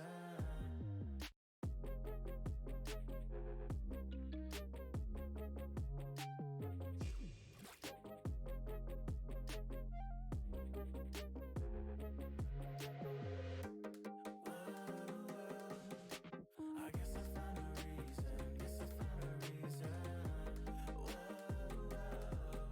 I guess I found a reason. Guess I found a reason. It probably wasn't worth it.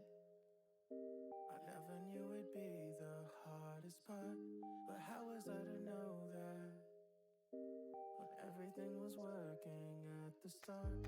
I still remember dancing, but you would always dance 2 steps ahead. They always mention falling. I didn't know I'd fall right through your hands. Whoa, I guess I found a reason. Guess I found a reason. Whoa, I guess I found a reason. Guess I found a reason. I guess I found a reason.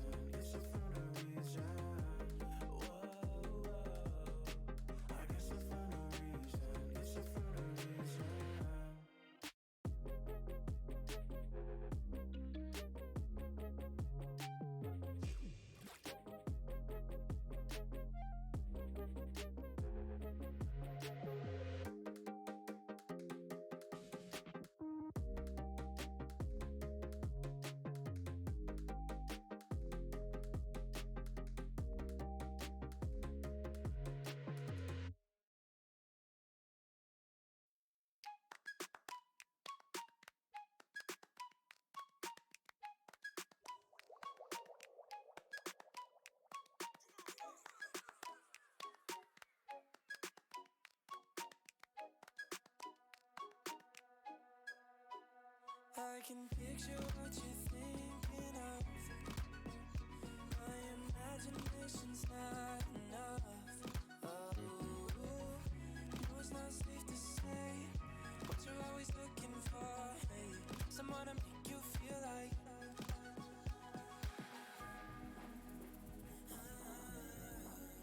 Don't wanna think of all the who's that you can pick and choose. I wanna make you feel like.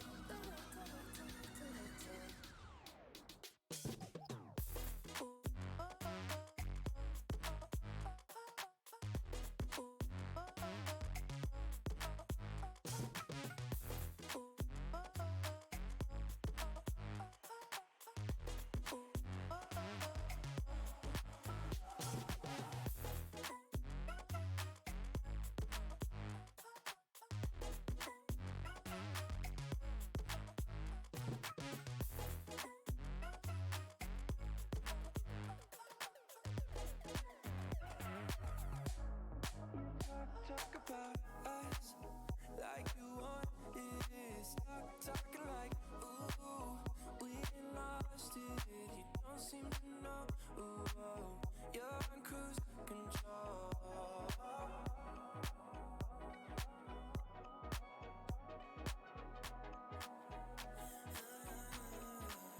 Don't wanna think of all the who's that you can pick and choose. I wanna make you feel like.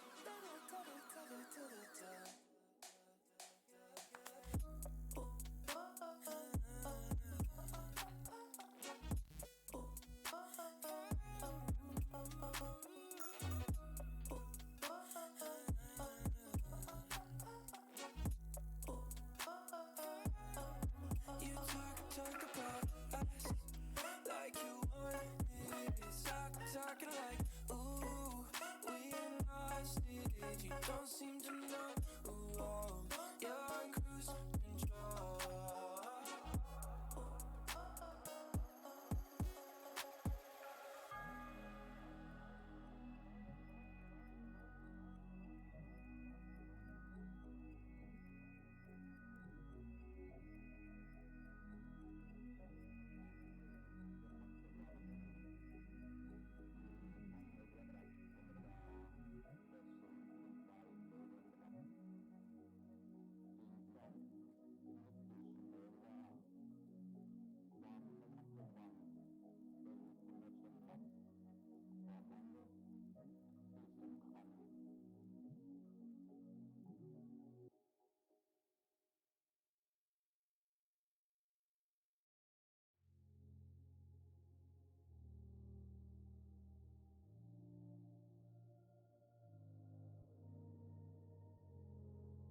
Okay, I'm back. Sorry about that. So,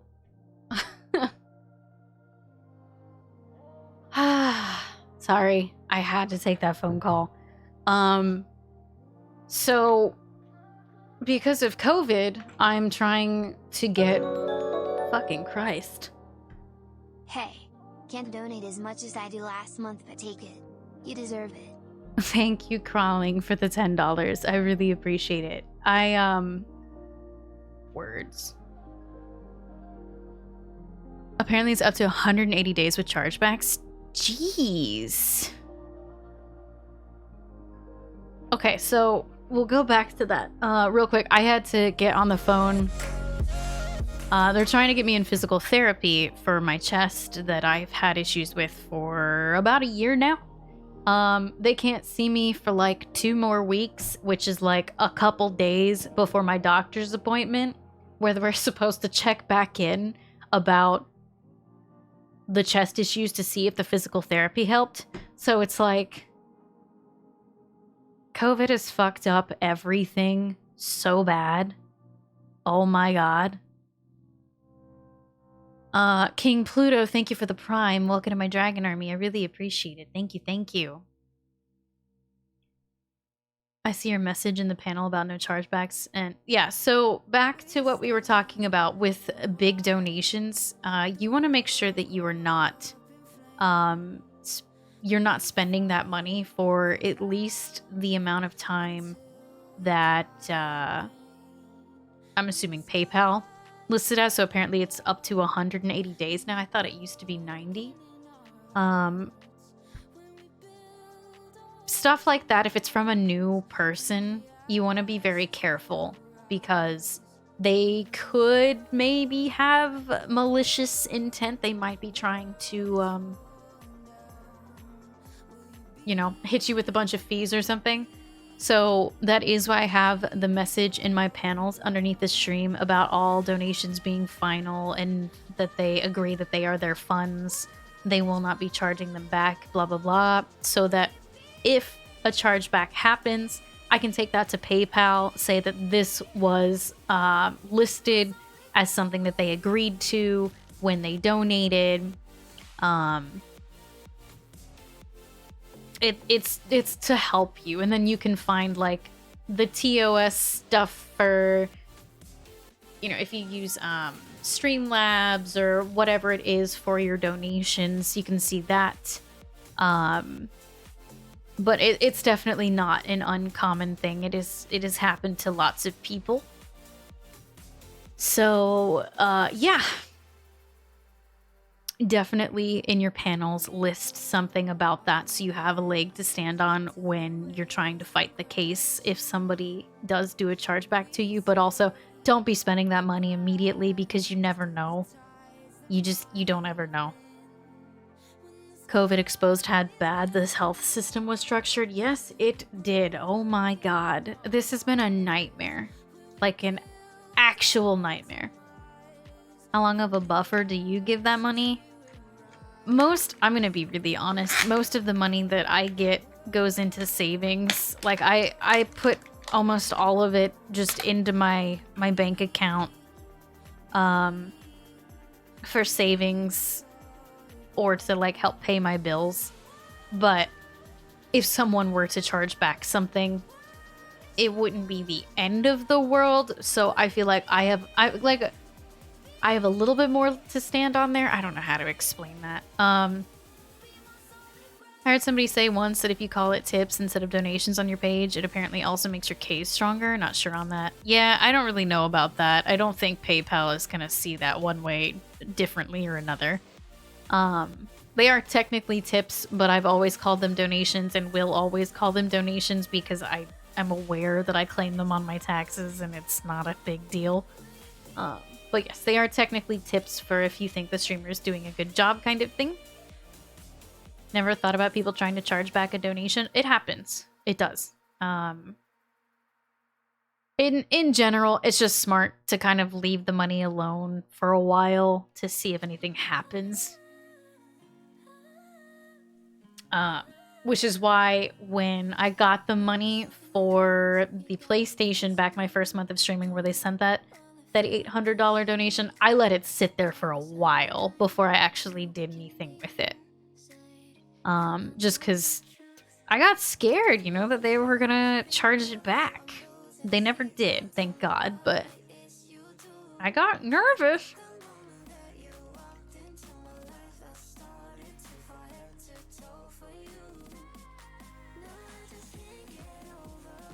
I don't know why the streamer gets charged fees. It's because it goes through PayPal and stuff like that.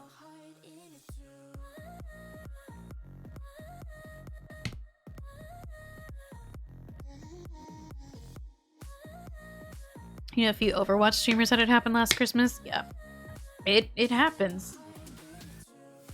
So, basically, we know somebody that had a bunch of chargebacks a week before the PayPal deadline. Cost like $25 just to dispute it, so either way the streamer is fucked. Yeah.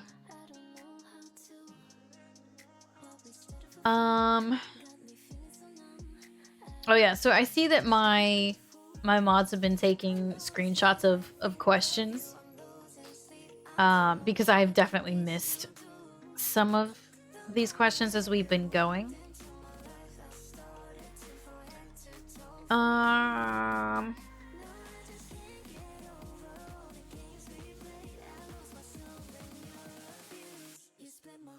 I guess I'll just kind of start from the top, I guess. How do I work around the DMCA? I don't work around the DMCA. I follow the rules and I pay for a music license for all of the music and sound effects that I use on my stream.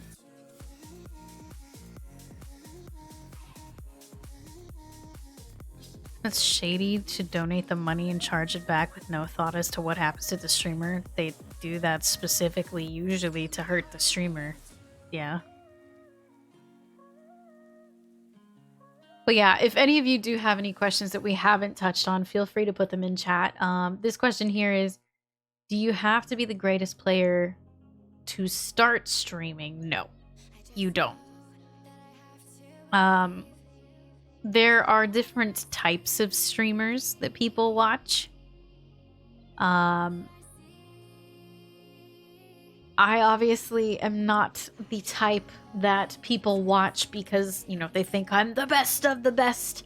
That has never been me. I am much more of a chat interaction, hanging out with you guys, goofing off, having a good time, versus the people who are like, you know, the best at what they do. I'm more of that like fun, goofing off community kind of streamer.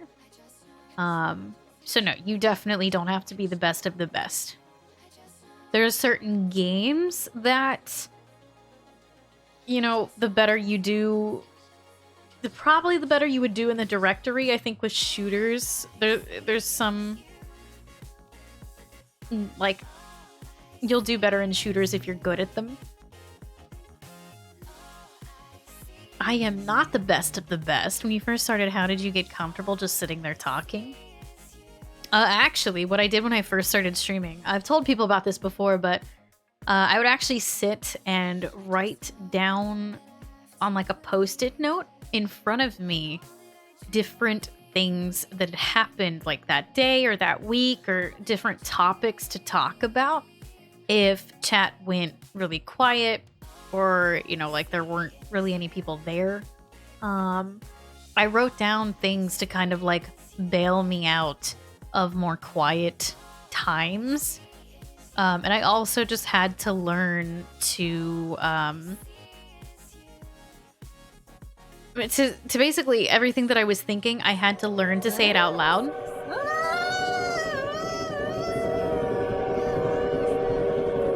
Shadow Wolf, thank you for the 5 gifted subs. You are by far the best individual at stream interaction. Thank you.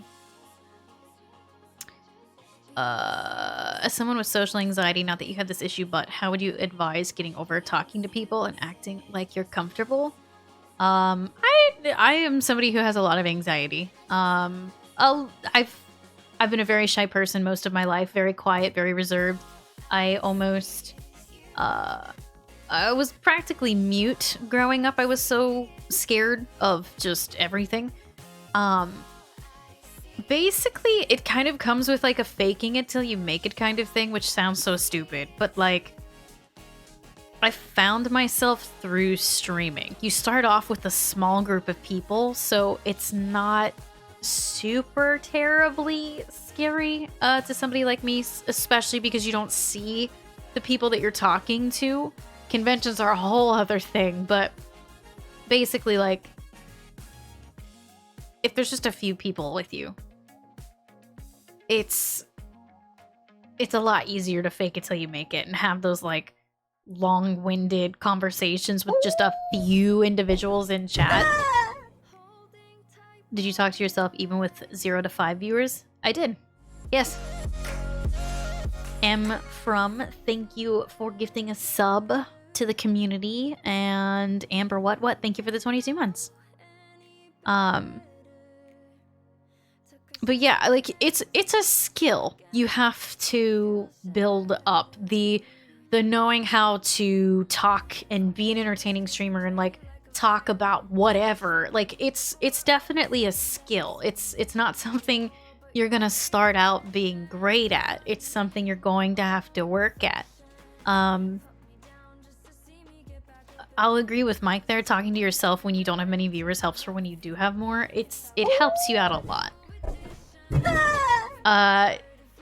I started talking to myself more out loud just in general as like a side effect of streaming, but I think it kind of helped with being more comfortable with just talking and being the only person in a room.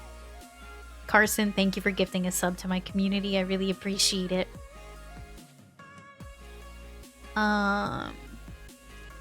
How great is it that Twitch so far has not implemented that option like Instagram and other social medias to have you pay to promote yourself and people and appear on their feed?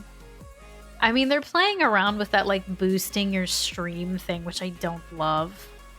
It's much less awkward going into a small stream and they're talking to no one rather than them aggressively staring at the screen dead silent. That's the thing, right? You have about 30 seconds to convince somebody your stream is for them. Doesn't matter what size you are, you got about 30 seconds. They will come in, and in 30 seconds they'll decide if they want to stick around. If you were sitting there just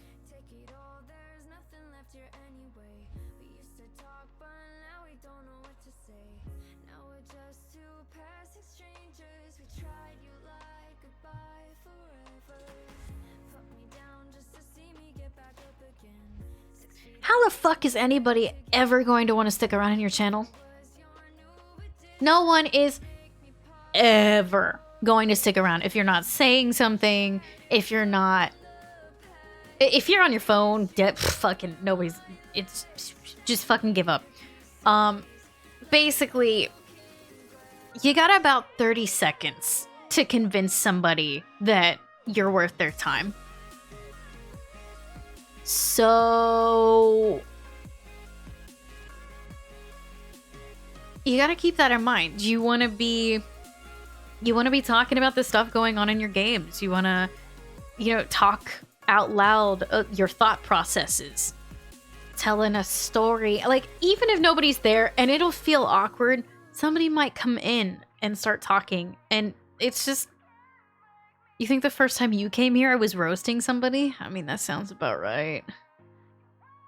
Coming into a super small stream with a streamer just dead-eyed staring at the game, mouth open's not going to keep me around. It's not. Can't remember what caused me to stick around, but thank fuck that I did. Yeah, it's tricky because there's not always going to be some really crazy, interesting stuff going on, but putting your thoughts out loud is going to be the biggest thing. Like your thought process of why you're doing what you're doing in your game or reacting to things will help. My son would rarely talk to anybody growing up. Funny enough, he graduated college with a radio broadcasting degree and is a part-time radio personality. Yeah, I barely talked when I was growing up. I was basically mute. I went to college for communications and psychology and turned that around because I hated it about myself. Pretty sure Kayla was focus facing some boss in Dark Souls 3. Okay, but that's like part of that. Dark Souls 3 requires a lot of focus. Bye, Excelsior. My thought process is a bunch of internal screaming. I'm in trouble. Hey, if you gotta do it, you gotta do it. I find this channel just has a good vibe. We try. Hi, Ben Bray.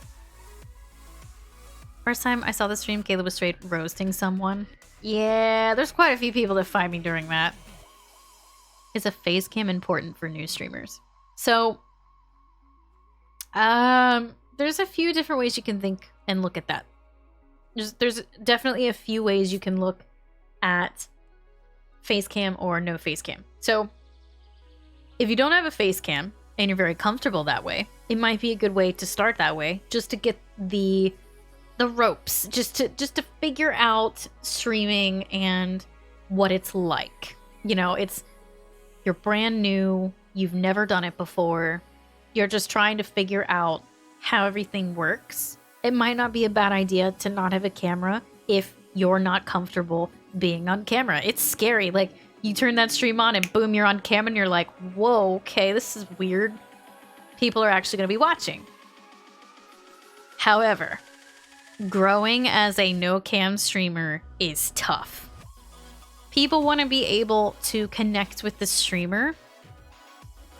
It's very hard to do that without their facial expressions, without seeing what they look like. part of what makes my stream entertaining is how expressive my face is. I hear it all the time. All the time. Also, if you're looking through a directory, trying to watch somebody, trying to pick someone that you want to go watch, your thumbnail is exceedingly important. If there isn't a face there, making your stream stand out to new people is very tough to do in a thumbnail. Come on, Kayla, it certainly doesn't hurt to be good looking. It has nothing to, fucking Christ, it doesn't have anything to do with, I'm not even there yet. Your thumbnail is going to be what makes people decide to click into your channel. So having your face on there could definitely make you stand out in a directory. Having bright colored hair, it's very eye-catching. Having a, you know, coolly lit background is very eye-catching. It's very interesting. I like having a background like this because it shows people immediately some of the things that I'm into. You can get a little bit of my personality out of it, and it's very fun to look at. It's very satisfying to look at this background. You can see my sponsor. I like cute things and figures and horror characters and soft plushies and cool shiny lights and shit. It stands out in a category because a lot of the time people don't put a whole lot of thought into their thumbnails and like what their backgrounds look like, which is fine if they don't want to, but at the end of the day, you were trying everything you can to get people to click into your channel. When did you start streaming? 6 years ago, I watched Dan's Gaming, and that was when I started. Let out that inner nerd. Yes, always love your makeup looks. I'm always looking for new makeup looks. Thanks. Part of streaming is presenting yourself in a good light. Part of it is, and maybe I'm a bit biased here, but there's something to be said about a streamer who puts a little bit of effort into the way that they look that day versus somebody who rolled out of bed and didn't. Say what you will, but seeing a streamer who showed up, put a little bit of effort in, you know, maybe they put on a little bit of makeup or they did their hair or just something. There's something to be said about looking presentable for your streams. Kind of the way that like people on TV or people in movies, they wear makeup. Their hair's not all crazy. They try to put their best look forward. There's something to be said about these super bright lights that we sit under, and then they don't hide anything. Putting some effort into your look will go a long way. And yeah, the effort on your personal appearance shows your chat you feel like we're worth it. Yeah. Obviously some streamers, that's kind of like their whole thing is like they just kind of roll into stream and that's about it, and that's fine, but like at the end of the day you are kind of interviewing with new viewers. You're basically interviewing with new viewers to see if they think that you're worth their time. At least you actually come online and do your makeup rather than do it all before coming online. I applaud that tremendously. I used to do my makeup before stream. I ended up enjoying sitting with chat and just doing my makeup and talking more than that because A, I got to stream quicker, and B, it gave us an excuse to kind of sit and chat for a while. But yeah, there's definitely something to be said about trying to look your best on a stream, or at least not looking super ragged. These bright lights are definitely not the most attractive. Especially if you've got like some blemishes and stuff. There's nothing wrong with if you want to wear makeup. It's kind of like stage makeup. You can do that. I've helped I've helped guys out with figuring out makeup for their streams before. If that's what you want to do, I think it's a great thing to do. It's, you know, putting your best foot forward and trying to look nice. You think a clean background's good too? I know you mentioned this, but I've tried to hop into streams with gross backgrounds and I did not stick around. Yeah, you definitely don't want your background to look like a shit show. You want to kind of be a little bit of a professional about this, you know?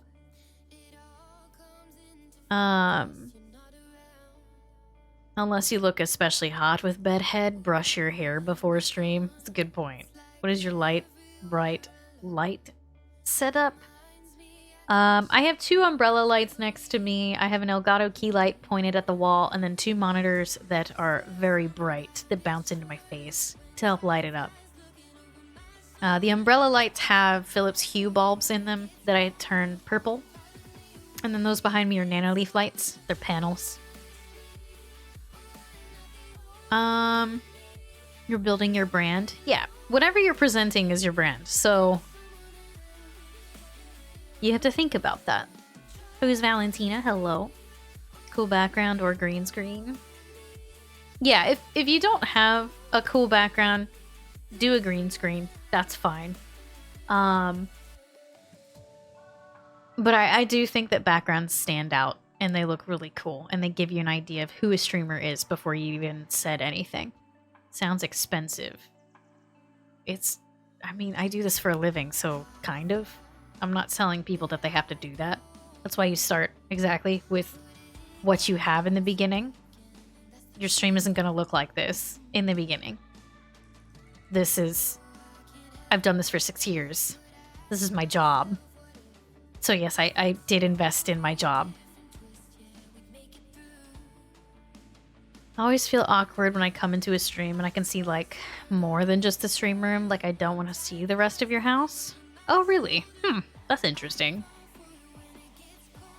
Cool stuff in your background's a conversation starter too. Yeah, people see the pop figures and they comment on them. It starts a conversation when a new person doesn't know what to say. Those light panels, when you start spacing out and you're kind of bored of what's happening in the stream, it literally distracts you when you look at it and it's pretty and people comment on it all the time. The plushies are fun to look through. The art, it's just, there's a lot of stuff back there for you guys to look at. And it does start conversations about horror stuff or cute things or G Fuel or the plushies or the lights or whatever. Miss Sammykins, thank you for the 14 months. Welcome back. Seeing an unmade bed in the background irritates you, or a pile of clothes in a hamper. I get that. The little fridge that smiles at you. What about circumstances where your desk shares a room with your kitchen? You put like a background up. I've seen people do that. They put up little like fake walls, like little background wall things.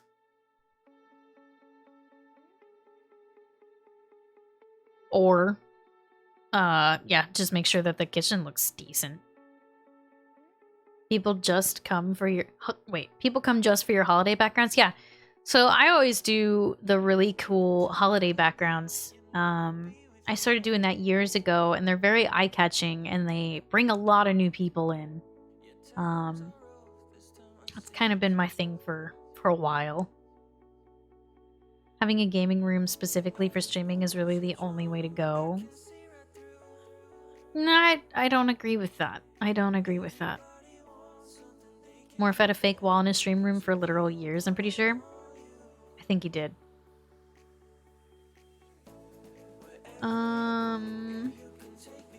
You can hang up a sheet or something. Backgrounds are ideal, but if you can't swing it because of your space, don't let it deter you from streaming. Yeah, you can make it work. You're loving the Q&A? Yeah, I'm having fun. Put up a curtain wall with string lights behind it to section a room and it's still cute. Yeah, there's definitely ways to dress it up. You know, you don't have to spend a bunch of money. You don't have to have, like, the super cool dedicated stream room.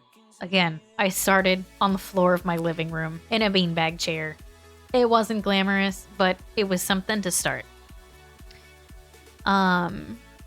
How should you not get discouraged from only having 0 to 1 viewers? You should, again, never have 0 viewers. You should always have a bot in there and your stream up on another PC and maybe a friend or a parent or somebody in that chat to help you with your view count. You should never stream to 0 viewers, ever. Currently trying to figure out the best way to do your background in your bedroom. You can do some cute stuff, some cozy stuff. Do I think that art streamers need to be on cam? No. I think the camera stuff is more of what you are most comfortable with.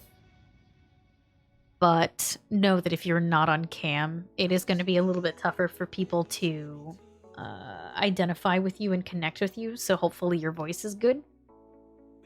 Or you have like a VTuber avatar thing to, you know, kind of form that connection, or like a mascot or something.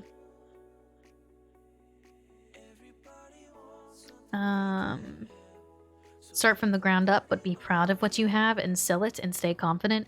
Yeah, I think that's part of it, is you need to sell it and be confident about who you are as a streamer. People don't really want to watch a streamer who's wishy-washy and is like, oh, I don't really know, and you want to be like proud of who you are, showing it off to the world. Do I have both a gaming and streaming PC? No, I just have one.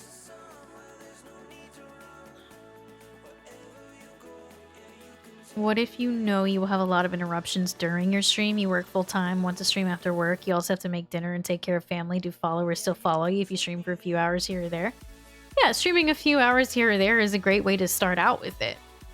Doing a, you know, maybe a 3 or 4 hour stream, if you can manage that, that's fine. As long as you stick with it and you're consistent. I would try to plan it around those interruptions though, so that they're not happening in the middle of stream. It sucks, but the more that you are up out of your chair during stream, the less likely people are to stick around. There's not really anything that's going to reward you for getting up out of your chair during streaming. Streamers taking breaks is not really encouraged numbers wise. Obviously health wise it is, but the less you're in your chair talking or playing the game or whatever, the less people are going to stick around. So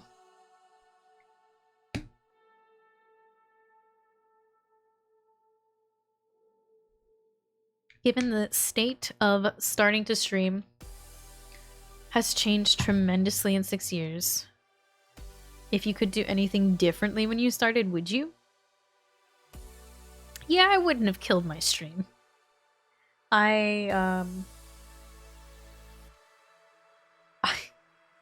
would have been more dedicated to my stream when I had that really weird schedule that was not super inconsistent.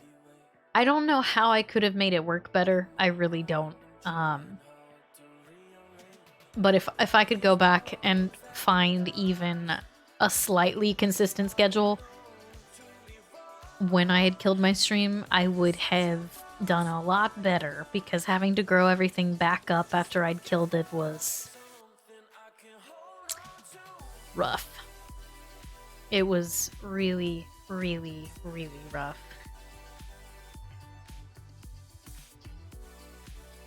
It was not a good time.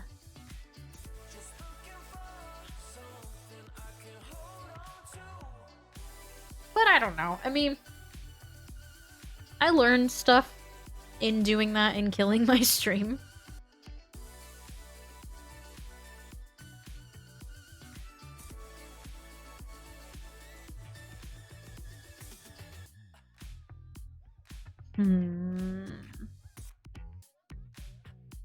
Do you have... I'm trying to look at questions that I've missed.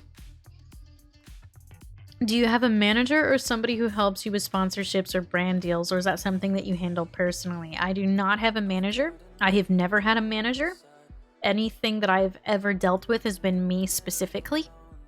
I have never thought that I was a big enough streamer to have a manager. I'm also somebody who prefers to not have people speak for me, and I prefer to deal with stuff my own way. But I'm sure it has definitely kept me back from some sponsorships and things.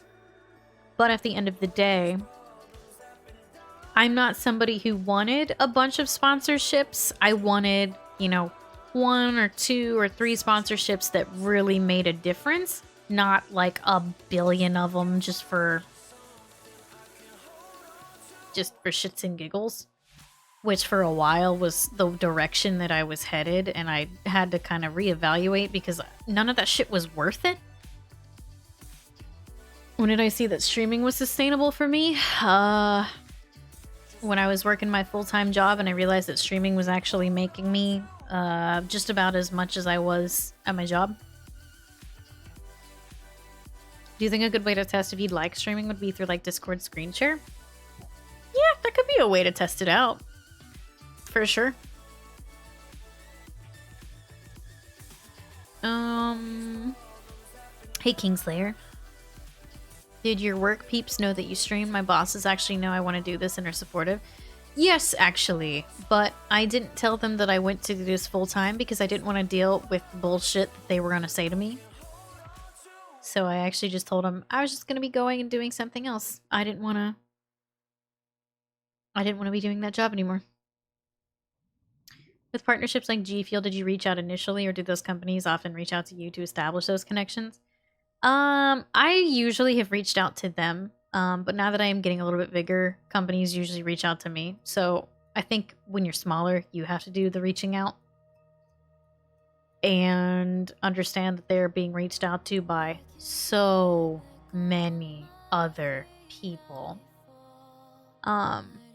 Usually in convention times, I would actually try and go meet their person that works with creators at conventions to try to stand out a little bit more, give them my business card, have some conversations. Yeah, that'll go a very long way because then they can actually put a face to a name. You see streamers doing Patreon and such. At which point should a streamer consider getting into that, if at all? That's not a stupid question.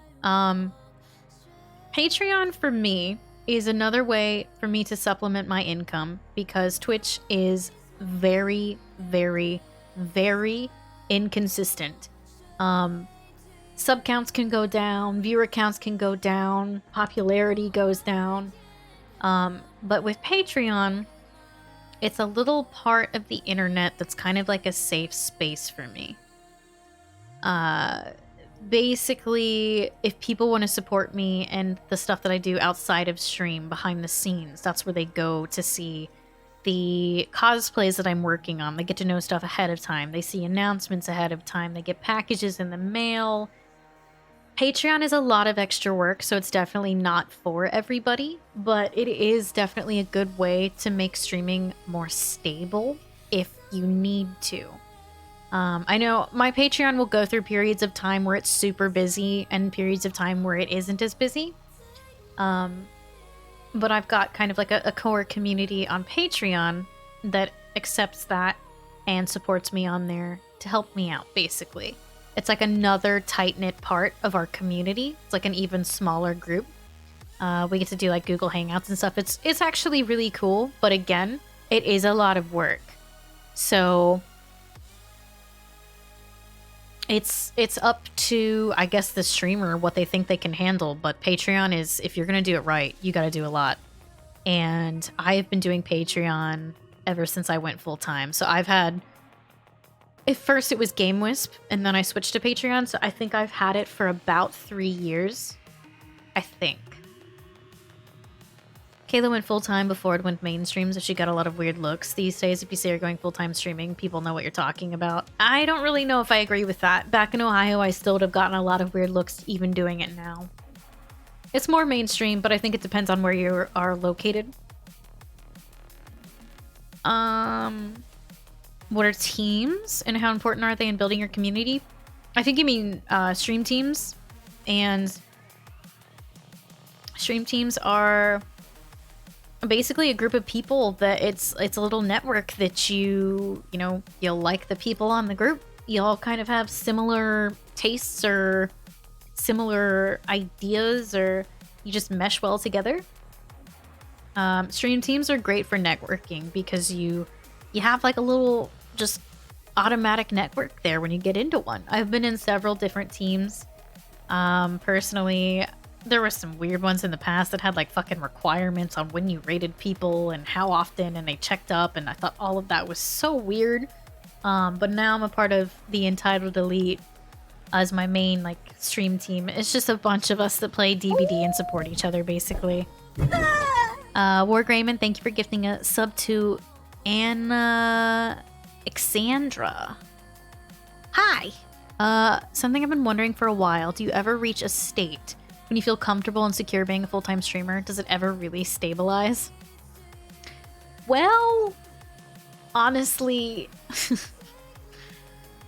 to me, it has never really felt like it is stabilized.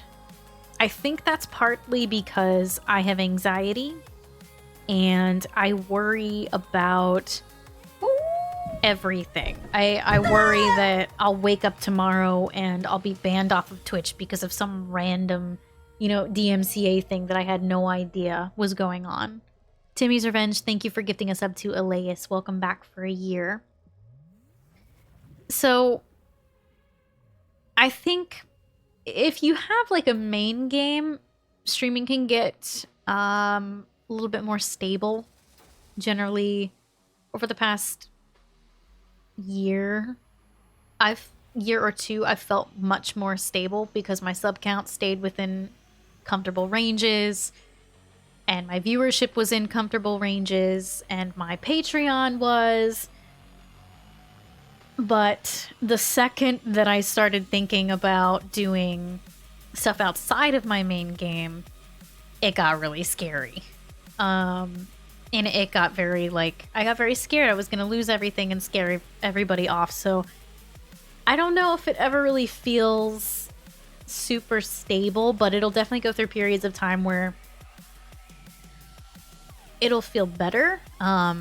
And yeah, what Bushra said, diversifying your income helps a lot. So growing your social media, having another place where people can support you, like a Patreon or that other site or whatever it is, it helps so much. That's why I've had my Patreon. My Patreon is what I look at as like, it's a huge chunk of my bills. And if I have that still going, it's so helpful. Because at least that's probably not going to change too much. Thanks so much for the thorough answer. Always been looking up to you big time. Aw, I'm glad I could help out. And I am trying very hard to read all the questions. There's just so many of them. I'm trying to scroll up and look at some of the ones that I missed there. Speaking of business cards, what do you recommend putting on there and making it look professional?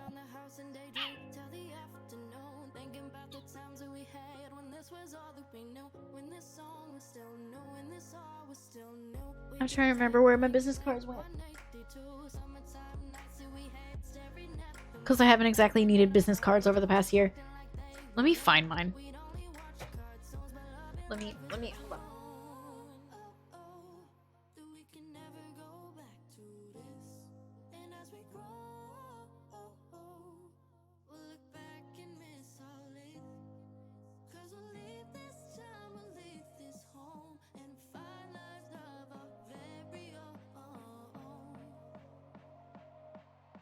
Hold on, I'm looking.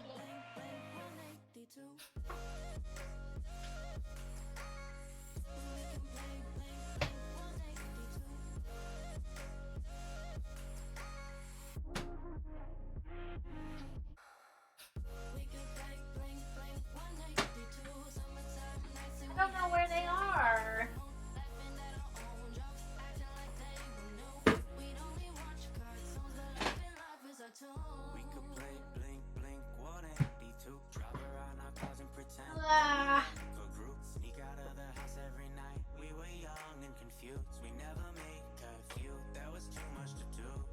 I don't know where they went.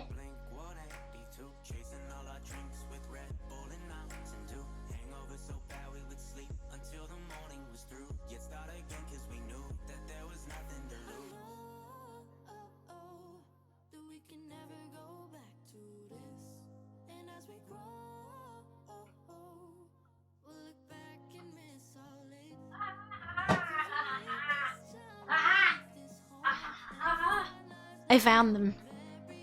I knew they were in here somewhere. I just couldn't. I haven't needed them this year because fucking coronavirus.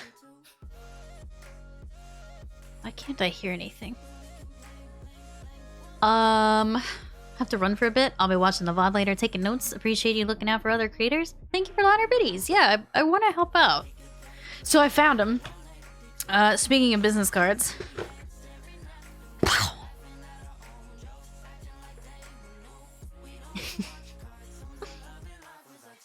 I don't know how well you guys are going to be able to see this. So this is my business card. It's actually, I need to update these. They still work, but I definitely need to update these. So this is my business card. Sierra, thank you for the 19 months. So it's got my name, it's got Twitch partner directly under my name, and then my Twitch handle, and the dragon butt because that's my logo. It's very recognizable. It is usually a very good conversation starter.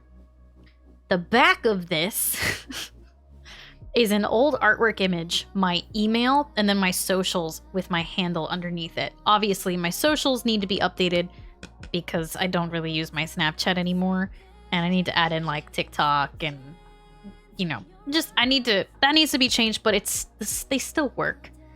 So this is my business card. It's actually very, very sturdy business card. There's something to be said about business cards that are really flimsy. But yeah, these are my business cards. I wanted them to be very clean and have just the right amount of info. You don't need a ton of info on your business cards. You really, really, really, really, really, really do not need a bunch of stuff on your business cards. You just need mostly your Twitch handle and your email. That's the most important part. But if you have a logo, fucking put your logo on there. I don't know. I like these. They're cute. They got a little bit of me on them. It's a matte, just a thick matte business card. Do your research. There's a bunch of different types of sites that you can get business cards on. But don't get a super, super flimsy one. I've been handed so many different types of business cards. Don't get a super flimsy one. Look at that subtle off-white coloring, the tasteful thickness of it. Oh my god, it even has a watermark. In the professional world, I'm looking for somebody's name, number, company, email, what I'd put in an Outlook V card. Yeah, you can definitely overdo it on business cards. I have been handed an obnoxious amount of them from creators, which is something I'm gonna go and talk about now. If you go to conventions, don't hand your business cards out like candy. You don't need to. Do not hand them out like candy. At a convention, if I have handed out 3 or 4 business cards, it was a successful convention because those business cards shouldn't be sent out to all the creators. Those business cards should be for sponsorships and companies you want to work with. You don't need to hand them out to other creators. If it's another creator and you want to connect, pull out your phone, connect through Twitter. You know, like, give each other your Twitter or just follow them on Twitch while you're there. You don't need to be handing out a bunch of business cards. Obviously, have them on hand when you're at conventions, just in case you need to. But I got so many business cards at one of my first Twitch cons where I was actually like an established streamer that I literally just threw them all out when I got home because it was like, I don't need these. Like, if I liked somebody and they made a lasting impression on me, I didn't need their business card. I knew who they were. I already followed them on Twitter or whatever it was. If you're just handing somebody a business card like candy, it comes across so disingenuous, like you're just trying to get like a follow for follow or whatever. You're not actually there to like have a conversation and be a fucking human being. You're there to like follow my Twitch page, and that just it comes across so bad. I hate that. Other people do too. So, keep business cards on you. Even when you're not, this is actually something I'm very bad at. Even when you're not at conventions, have like 1 or 2 business cards in your wallet. If you are somebody who is like a full-time creator, you will have a lot of random one-off conversations with people IRL just randomly where they're asked who you are and they will want a business card. Like it's so weird, but treat it like you would any other business. Have business cards on you, like a couple. I'm not talking like a whole fucking bag of them, just like 2 or 3 just in case. Because I've been in situations where I forgot to like put another one in my wallet and somebody asked if I had a card and I was like, fuck. So in this day and age, usually people have their phones and that's fine, but yeah.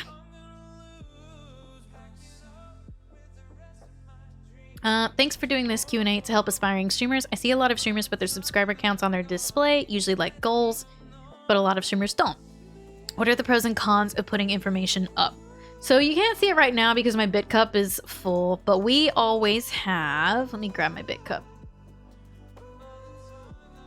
We always have that number on stream, which is our subs on the day. So that's new subs, prime subs, resubs, any sub that comes through. We have that number on the stream. I hide it in the BitCup because I just do. I don't know. It's just fun. I don't have my full sub count up because I don't think people need to know that. I think for people to have the exact sub count number, it encourages people to start to look into like how much you make when it's not their business. So I'll do the resubs and like subs on the day and stuff because it's something fun for chat to see. They could kind of like, if you're getting close to 69, somebody might donate a couple subs. They might gift a couple subs to try to get you to 69 for the day, which is so stupid, but it happens all the time. It's just like another little goofy goal to go towards. When I was a smaller streamer, we had sub goals for the day. We would have like a five subs for the day, and if we hit that, I would actually give away a postcard and then mail that out to people. That was just when it was still not when I needed help a little bit more with making money, we'll say. I use OBS. I've always used OBS Studio.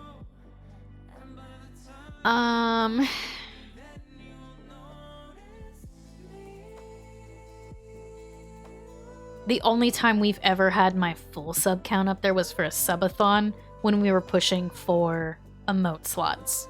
That's the only time. When we were like close to hitting emotes and stuff, that was pretty much the only time when I put that up there because our sub count was absolutely outrageous. So I was like, fuck it, why not? When I go to a meeting, you get handed 5 business cards. It's easy to take a picture of them all at once and hand the cards back. True. Yeah, Cassidy, of course. How do taxes work as a streamer? The same way they do if you own a small business.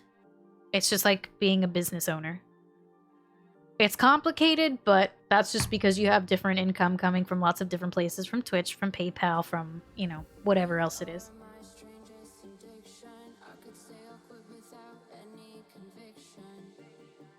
And Omega, I never responded, actually.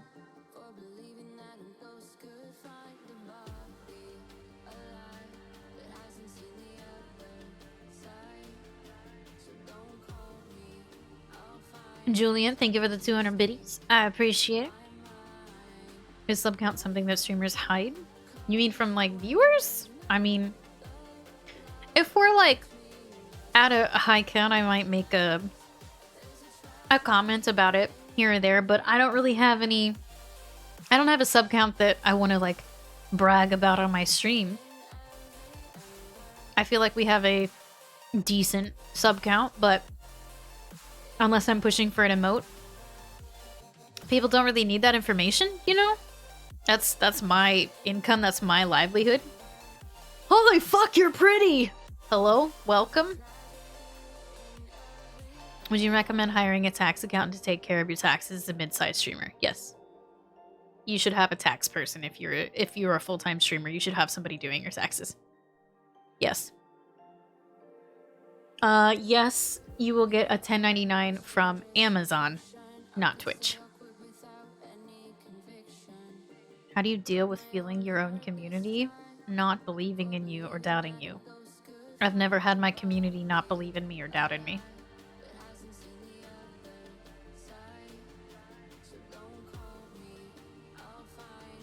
Communities are generally there because they believe in the streamer, so I'm not really sure what that question is.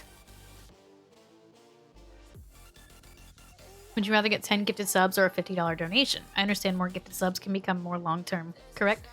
Yeah, that's always... People do ask that, like, what I would prefer them to do. Like, would you prefer a donation? Would you prefer bits? Would you prefer a Patreon pledge? It honestly depends. I usually say subs because that gets us closer to more emotes, which in turn usually brings more subs in. But we're not even close to another emote, so it's like... I don't make... Like, I make some of the sub. I make all of the bits. I make most of the donation. Patreon takes less of a cut than Twitch does, so it kind of depends, honestly.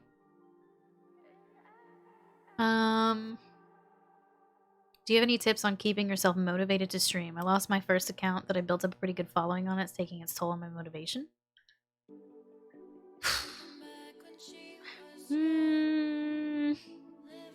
I usually will set goals for myself. If, like, I'm struggling with motivation, I might set some goals for, like, a follower count or a sub count or I don't know.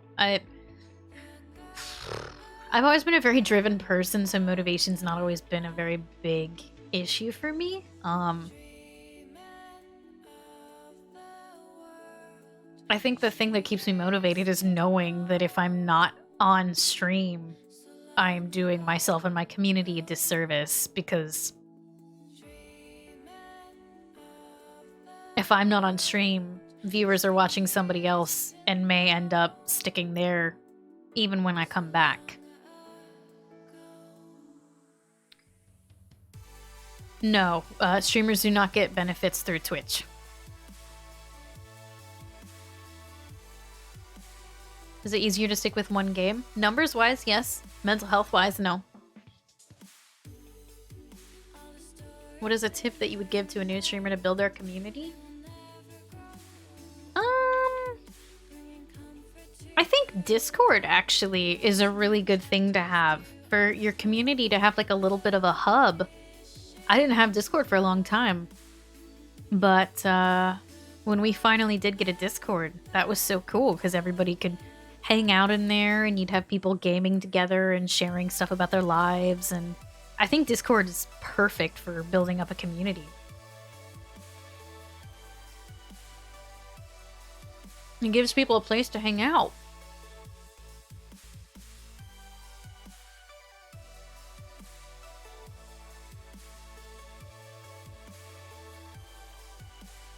Do you think you'd ever get an Amazon affiliate? I shop on Amazon all the time. I don't really know how that works, if I'm being honest.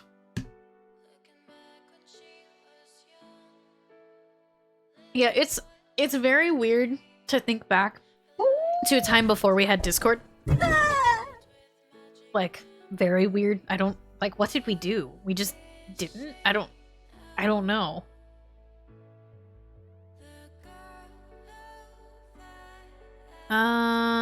Kenny Dreadful, thank you for the 2 gifted subs. For somebody who personally doesn't like to look at the amount of viewers I have, due to it making me feel uncomfortable, do you ever pay attention to your viewer count? Do you ever pay attention to your viewer count, or do you keep it hidden? Why or why not?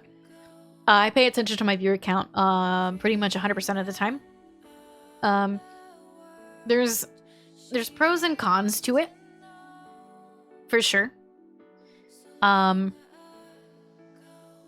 I look at it as a way to see if what I'm doing is working, if I'm being entertaining, if I've had a new surge of new viewers coming in, if what I'm doing is deterring people. To me, it's a real-time way to check and see how I am doing. However, it's also a way to really stress yourself out when you're streaming, and if you aren't doing as well, it's a good way for you to start to feel really bad about yourself and your stream. So even though I probably shouldn't, I do pay attention to my viewer count even when I am not doing my main game, and it's made me very discouraged at times, where I feel like it would be smarter for me to turn off the viewer count when I'm doing things that aren't my usual, because I already know that I will have a lower viewer count. I know a lot of streamers have switched to not looking at their view counts. I am just somebody who's very numbers oriented. I need to see the goals and the numbers and I like getting into that kind of thing. And it literally feels like a real-time way for me to tell if I'm doing good, if I need to step it up and be a little bit more energetic or entertaining, or if like I'm jiving, gotta keep it where I'm at, or maybe I need to rethink what I'm doing because my viewer count keeps dropping. It's very normal for your viewer count to kind of just be all over the place, but to me, it helps me keep track of what's going on. Yeah, we have a rule in this chat that I don't want you to mention the viewer count. And that's pretty much because if you're mentioning my viewer count, that tells everybody in that channel that I shouldn't be at that viewer count that I'm at, that I'm not actually as good as that viewer count says, or as successful as that viewer count says. It's almost never a positive thing, unless it's 666 viewers, you're right. If it's 666 viewers, it's kind of fun just to point that out. That's pretty much the only time. I feel like that's most streamers feel that way because it comes across as like a, you don't deserve this amount of people watching you. How do you get your eyeliner to look like that aside from selling your soul to the local bridge troll? Practice, practice, practice, practice, practice, practice, practice. How did I pick a logo? I really just kind of stumbled into it. I literally commissioned a bunch of emotes for my original emote artist. We needed a butt emote, and for whatever reason, the butt emote ended up becoming the thing that identified me on Twitch to a lot of people. It literally just kind of like became my logo. It's something cute, and it's funny, and it's memorable. I don't know.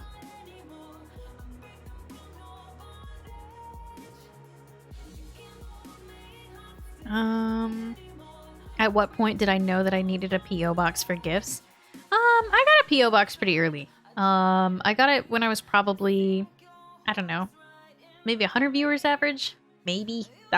I'm totally pulling that number out of nowhere. I don't know. But I had it pretty early because, actually, I really liked watching Jessica Negri's Mail Monday videos that she did on YouTube, just to show people, like, the stuff that she was sent she was getting. I thought they were so cute and so wholesome, and they were really funny and entertaining. So I wanted to do, like, a live version of it with my community because people started wanting to send me stuff pretty early on. So yeah, we started doing that. Our first Mail Monday was outrageous, and I had a ton of pop figures and all kinds of stuff. I still wonder sometimes if I should keep my P.O. box because it causes me to have a lot of cardboard boxes constantly, and it feels like my place is never clean because I'm always getting sent tons of shit. But it is content and it is fun. Burry, thank you. There's a link in chat there for my current emote artist and my past one. We want to send you stuff? I know, and like a lot of the time it's great, but I have had people send me a lot of like just dumb joke shit And it's like, great. It just creates a lot of clutter. You'll take the boxes, you need them for selling your stuff on eBay. Those welcome bots are terrible. I do not think any streamer should ever have a bot that announces people going into or leaving the channel. That's so stupid.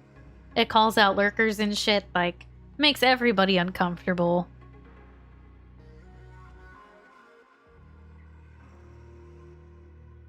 It's nice to actually be answered here when asking questions because I watch others with larger numbers and they never answer because chat goes too fast. I've been trying to make sure I go back and if I missed something that I circle back to whatever it was, because there have been a lot and a lot of these questions get very lengthy and they take up a lot of space in chat, so it's actually very hard to get a lot of them. Did you grow your views gradually or they spike up from certain games or content? Most of my growth has been very gradual. I would say the only thing that ever really felt like it was a spike was when people found out who I was from the first Dead by Daylight tournament by Space Esports. I think that was the only time that I had a little bit of a spike in viewership because I got put on Reddit because I was commentating the commentators because they were such shit at the game, but I clearly knew a lot about it and a lot of people didn't know who I was.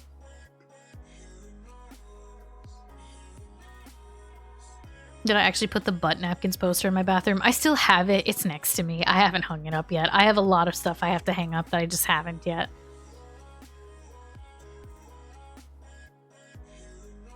Yeah, people who obsess over their viewer count and like call people out of lurk like that, I don't agree with that at all. Have you gotten faster at reading or were you always fast? So it's kind of a skill you develop, but I've definitely had some speech issues because of it.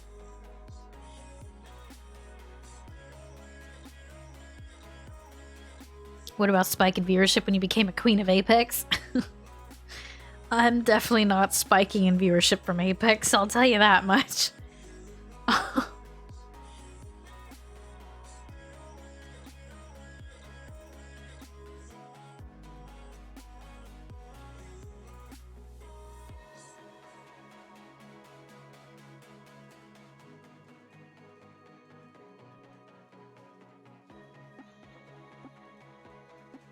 There's a bot that throws out viewer counts? Really?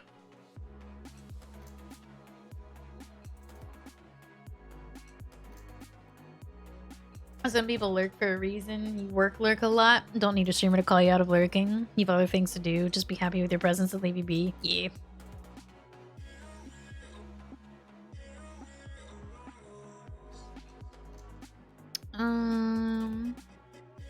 Do you think you'll be doing any more Phasmo streams? I don't know, actually.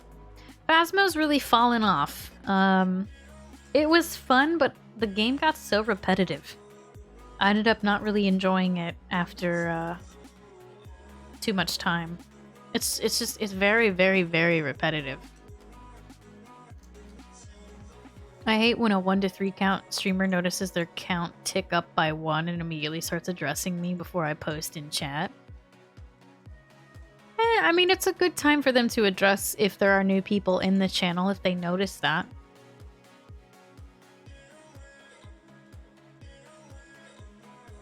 The art behind me is from conventions. I don't know who made them. I'm sorry. I bought them from a guy at conventions. Bye, Crawling. Have a good one. How often do I dye or bleach my hair? I can't even give you a good answer because pandemic. I honestly don't know.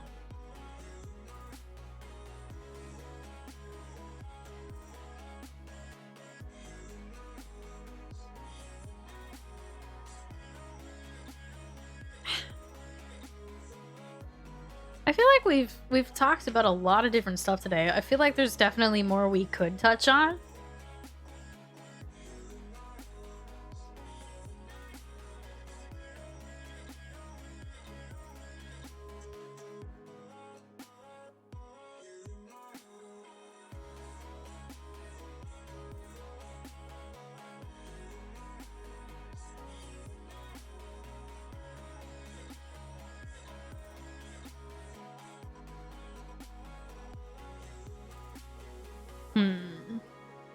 I don't know if these people are still here.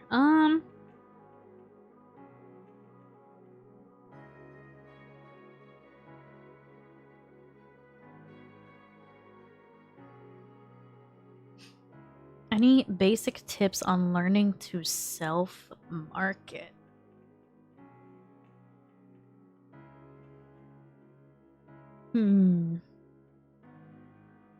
Hey, Suck. Will I be adding this Q&A to a YouTube video or keeping it as a VOD here? I'm hoping to have it turned into a YouTube video. I don't know how well that's going to go, seeing as how today has been. I want to turn it into a YouTube video, but I don't know how that'll work. We'll definitely leave the VOD here, probably highlight the VOD, to make sure it's around. Self-market, 30-second elevator pitch. Yeah, so part of when you say 30-second elevator pitch, I think of when I get rated by people. Definitely, if you get rated by people, again, you got 30 seconds to convince their viewers that you're worth their time. So you need to come up with a 30-second elevator pitch to explain to people who you are, what you do, and what they can expect there. And that's why, if you've noticed, I have a spiel that I do pretty much anytime people raid me. It's not super long because if you're here a lot, you'll hear it a lot. And I don't want it to be like some like constant thing I'm saying all the time. But it's enough to tell people what we're about here. It's always nice to introduce yourself to a bunch of new people. What would you want to see added to Twitch that could benefit its creators? DMCA tools. Realistic, like actual DMCA tools. Instead of the delete your shit off the platform. There's nothing for DMCA tools. And what about raid videos? I think they're okay, but I don't know. The more I think about them, the more I don't like them, because I used to think we needed one because I saw people with them and I thought they were cool. However, I don't agree with that anymore because putting up a raid video makes everybody miss what's going on in your gameplay with whatever you're currently doing. They're the same thing. You play every time. I don't know. I don't like that they literally like hold you from what my current content is that I'm doing. I would rather be able to spit out a couple things while I'm in the middle of gaming. And it feels, I don't know, it feels a little bit more like down to earth that way, I feel like.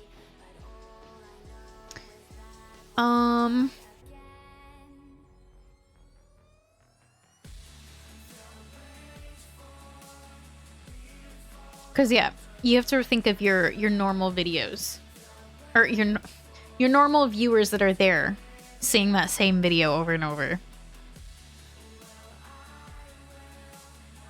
The kids like this new smiley mini fridge. Is it a baby mini fridge? It is. And they are in love with the plush in the corner and really want to make sure you know they demand that you use the Barfa mode.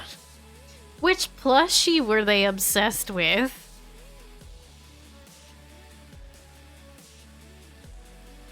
I don't know. I don't know if I like BRB videos because again, the content gets so repetitive. Same with starting soon stuff. We used to have a highlight reel that would play when I was going live. But the problem was every single fucking day, it's the same thing you're watching. New people are not finding you at the beginning of your stream. Those are your hardcore regulars that are there at the beginning of your streams. So I feel like those pre-made videos aren't as helpful as people think they are. I do think, and I don't have one, but the trailers for Twitch channels are great. I think those are very helpful. I don't have one. Again, I need one, but I think those would be great. Kind of interested before I go. If you had to redo everything from the get-go, what is the main thing you would change outright on your journey, focusing on different medias, different schedules, obviously minus the 6-month break that you had mentioned?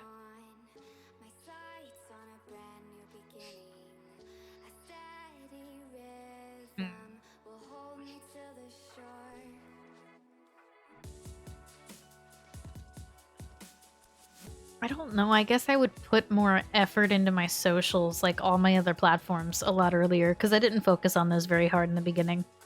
They could be a lot further than they are now.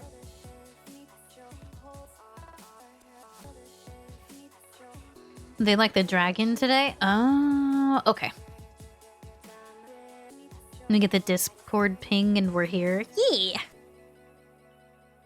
Do I think playing with other streamers helpful? Yeah, I think that's a great way to get a new audience coming around, and it's a great way to have fun. Especially if you mesh well with those people.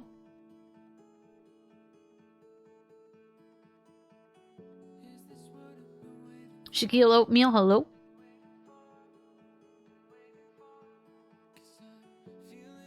I prefer alerts to be in one of the corners so they don't block a significant portion of the content. Yeah, I try to keep them in the corners. Ours have been pretty big and blocky throughout the years. How do you choose what to talk about while streaming? And chat is totally quiet. Is it best to talk about whatever pops into your head or just focus talking about what's going on in the game? Usually I try to talk about what's up in the game. Lately, I'll just be like, hey, chat, what you doing? And chat will explode from being quiet. Bring up food if you ever want chat to start talking. With collabs, there's a sweet spot where you share some community, but not a large portion if it's for growth. Yeah. Definitely. Husband plays with other small streamers. They mention their channels all the time while they play. Is that ideal? No. There's a Twitch etiquette where if you're streaming with other streamers, especially ones you don't know, you're not really supposed to be bringing up your channel all the time. Easy topics, food, weather, and TV. Yep, T-Mac.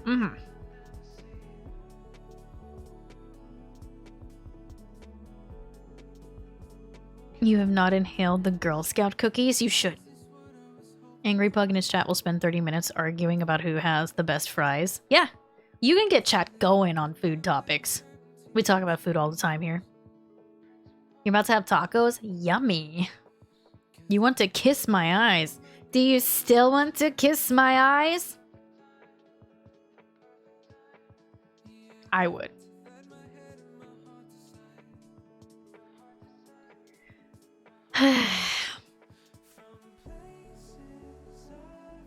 If I'm a viewer and the streamer I regularly watch is playing with other streamers and they mention their community, I do not even want to check them out at all. I mean, there are times where you can bring it up, like if it's a topic that you guys are talking about and chat had input. It's okay to be like, so chat said this. Especially if you're close with the other people that you're playing with. I feel like it all kind of depends on like how familiar you are with the other people that you're playing with.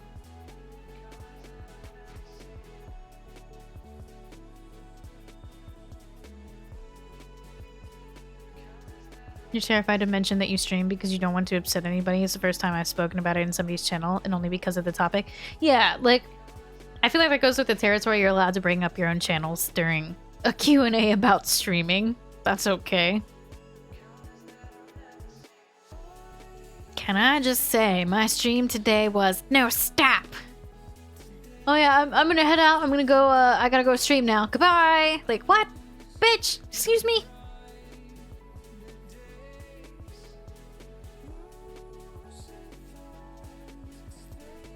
I feel like I can never accurately describe how funny that face is. Just gotta keep trying. The question of what you do in chat. I'm playing a game that streamer got me addicted to. Fuck yeah, you are! You've been timed out for mentioning interest in streaming? Basically, don't talk about it as a result. I feel like mentioning an interest in it is fine. It's when you're that annoying person that's like, oh, hey, streamer, check out this new emote. Do you see my new emote? Hey, streamer, you want to check out this new emote that I got? Hey, streamer, did you know that I'm a streamer because I'm showing you my emotes for my channel and not being subtle about it at all? I've had so many people do that. There's nothing subtle about it. Why do so many people think it's like a smart way of self-promotion? No, it's not. You keep posting your damn emote in my channel. Like, everybody sees right through that. I don't understand why. I don't get it. Generally, you don't want to randomly throw out that you're a streamer. You don't walk into McDonald's and tell people at the line of work you're at Wendy's and come to check the new Baconator. Oh yeah, the emotes are always terrible too. They're always terrible. You ever find it exhausting socially? Draining to stream. Always. When I'm done streaming, I don't usually want to talk afterwards. That's why I'm not like super eager to jump in calls with people or anything, is because I basically talk 6 hours straight, 5 days a week. It's exhausting. Hey streamer, I'm gonna start my stream. I'll still be streaming when you go looking for some on the raid. Hint, hint. Yeah. That's actually something I could bring up too.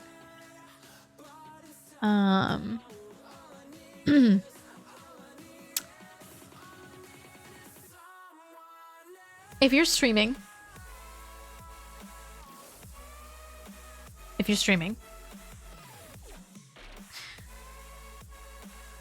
you should be paying attention to your stream and your people and the conversations that are happening and the gameplay that you're doing. You should not be in somebody else's stream paying attention to what they're doing or typing in their chat. Because there is nothing subtle about, hey, I'm trying to be in your chat so you see that I was in there so that you will host me when you're done. There's nothing subtle about it. I have caught so many people doing that in my channel, it pisses me off. T-Mac, thank you for gifting us up to Nerdy Dolly. Welcome to my Dragon Army. And yeah, you can tell that Pug's voice has changed. But yeah, you shouldn't ever be in somebody else's channel talking while you're live. Because then you're not paying attention to your own, you know what I mean? It also tells everybody else that you treat your own community like shit when you ignore them to go talk in somebody else's chat. So streamer wants to bring their people to that stream. No streamer wants to, yeah.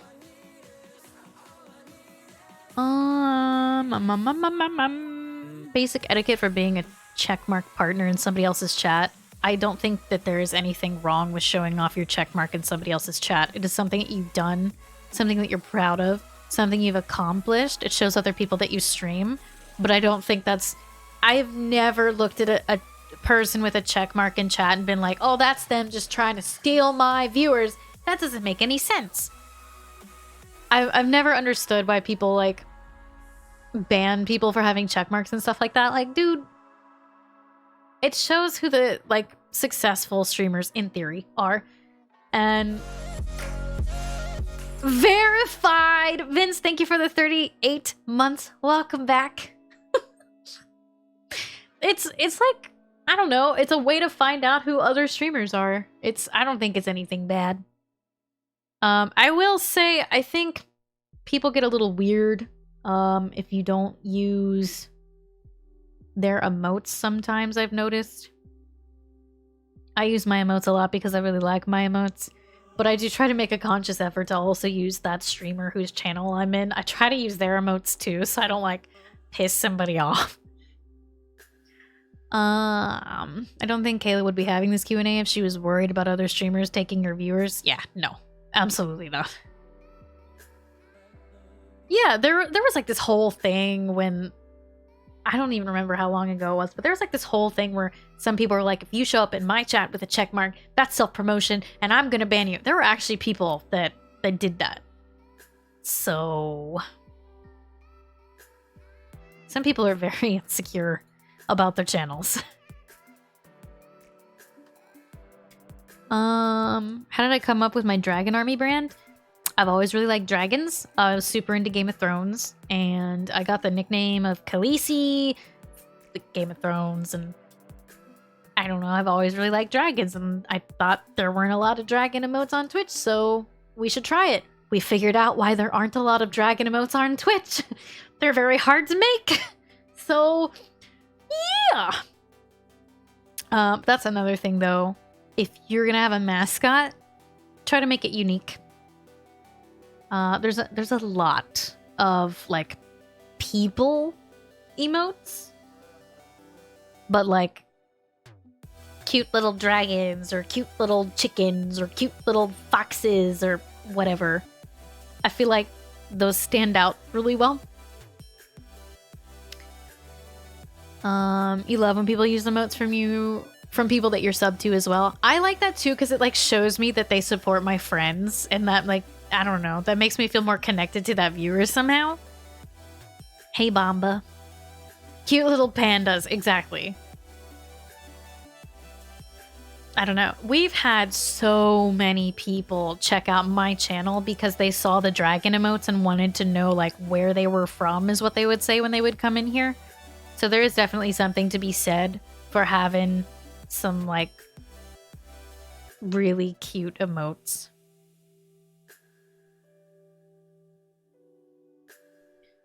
Careful of the branded ones too. Yeah, stay away from like characters that already exist. There's already been a slight crackdown on it, but like in general, if you don't own it, don't put it as an emote of yours because that company can come after you wanting their money. Which I feel like should be common sense, but I've seen a lot of people that have had branded like characters that already exist.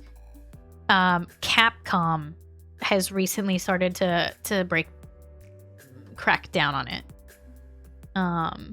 So yeah, people are starting to get DMCA'd for emotes. So just in general, like come up with something original, or at least don't steal somebody else's. Your emotes were always spot on since the beginning. I was actually looking back through my phone, and I saw the first emotes that I ever commissioned, and they were so awful. And I'm so glad that we found a better suited person and a better idea to go with, because holy shit, they were so bad. They were so... I commissioned 2, and one was... it looked like Toothless, the dragon from How to Train Your Dragon, hugging a heart, but it just looked like a black blob with a pink heart. And then the other one was supposed to be a dragon that was like saying hype, but it was like fire coming, like the dragon was like breathing fire that said hype, but it ended up just looking like a volcano. One day I'll have to show you guys those. They're so bad. They're so bad. I'm glad we found somebody who could bring Lemmy to life, and then we found Mike was able to really, really, really like bring him to life even more. Is your own Twitch handle really good, or are you asking for a lawsuit about Jurassic Clark? I don't know if they own... Like, I don't know if it's Jurassic Park is copyrighted or Jurassic. It's a fun, like, play on your name. I like name plays like that, but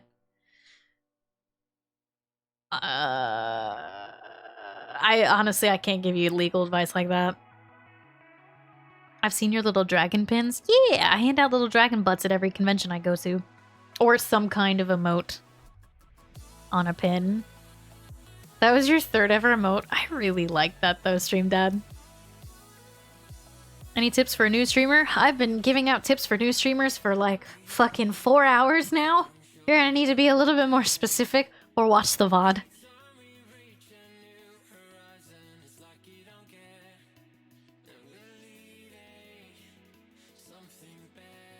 Dragons are cool, but not the band Imagine Dragons. What's wrong with Imagine Dragons?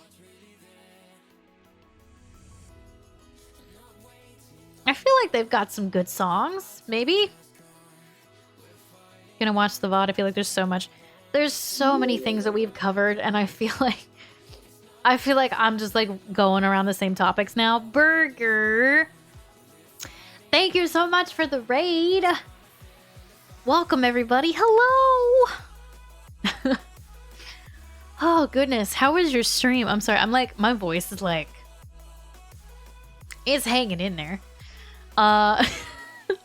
Welcome on in everybody. I hope you're not getting caught by an ad right now. You were playing Valheim. Were you enjoying that? I actually played that last week. And I'm actually doing really well. We've been doing a Q&A about streaming today just because it's been like a hot topic on Twitter, and I kind of wanted to put some of my advice out there for people, and I try to help out a little bit where I can. And then for those of you that are coming in that don't know me, my name is Kayla. I go by Cauliflower on Twitch. We do a lot of horror games, Dead by Daylight, and new things when they come out. My latest obsession has been Apex. Welcome to the stream.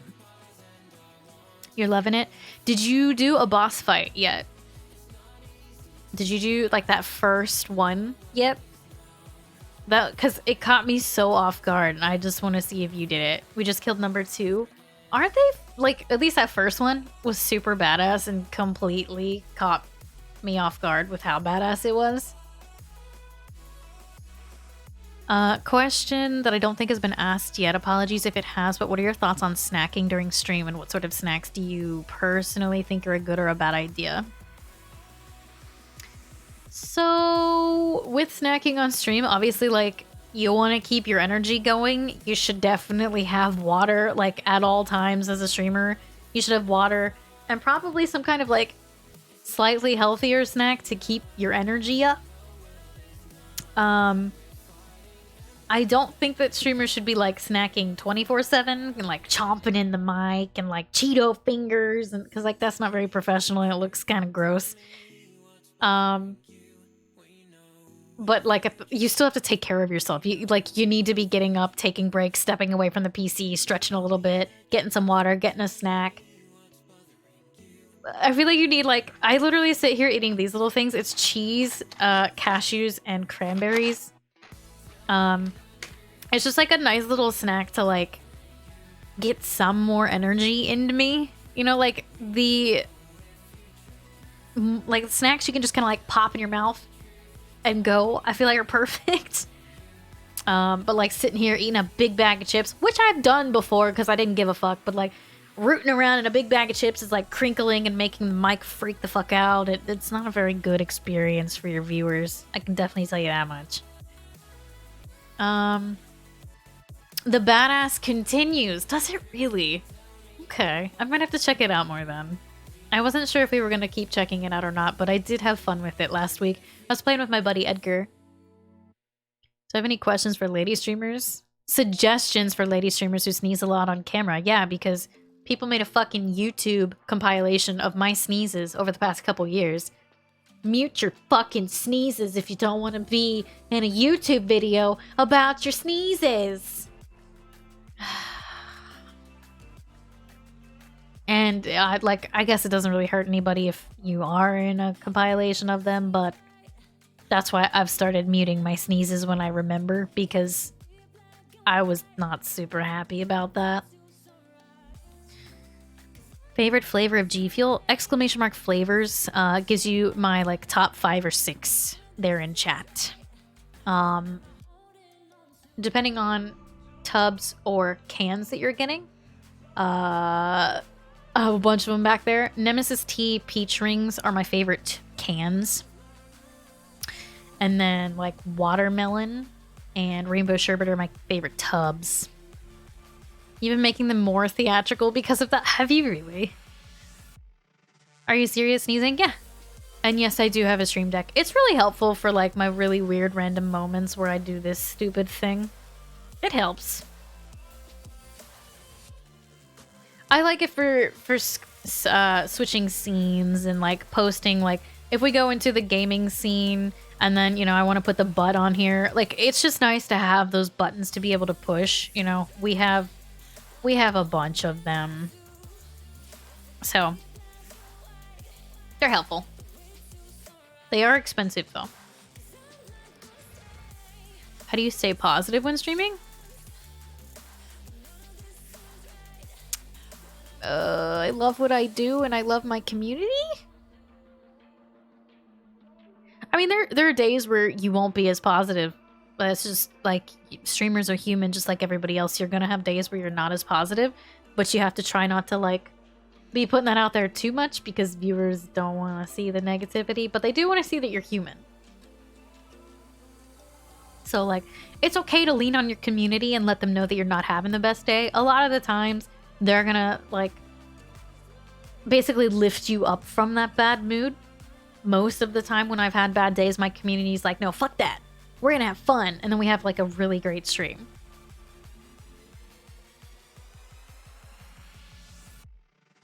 Tip for stream decks is wait for Black Friday or an equivalent. Generally, they go down to $100 around those days. Yeah, look for sales. For sure.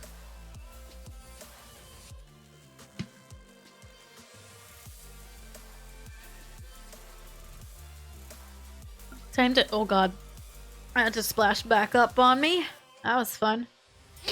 Time to eat dinner with the family, but thank you so much for this. It's been super helpful, and you are awesome for lending your expertise. Yeah, I've wanted to do one of these for a while, and I felt like we finally had another excuse to do one of these, and then hopefully we can turn it into a video, and I can direct people to the video so that they can hopefully take all the information in. Even your little badges are adorable. Tried to keep it around the dragon theme, so they're little flames.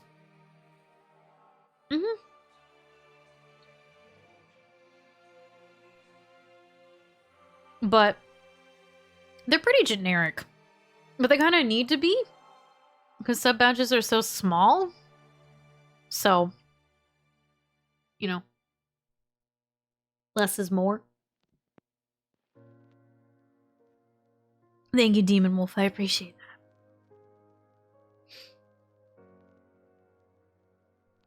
Gonna need to figure out that 4-year badge. We do need to figure out the 4-year badge.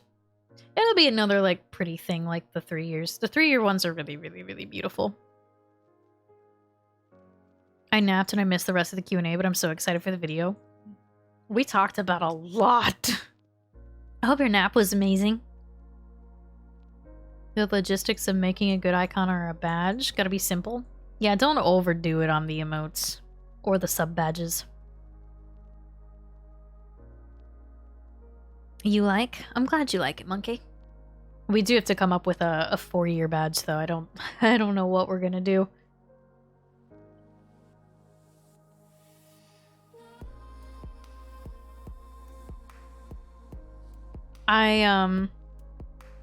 I want to keep the badges like a yearly thing, not because Twitch gave us the option of doing like half years and stuff like that. I want to keep it like a each year that you're subbed kind of thing. Oh, you feel so well rested, but now it's 8:30. You know, it happens. Where will the VOD be posted? Well, the VOD stays here on Twitch. I'll probably highlight it. And then I'm gonna have my YouTube editor try to turn this into a YouTube video. I really don't know how that's gonna go. I feel like I was so long-winded with some of my answers. I genuinely don't know. I may have to film it differently. I don't know. We'll see.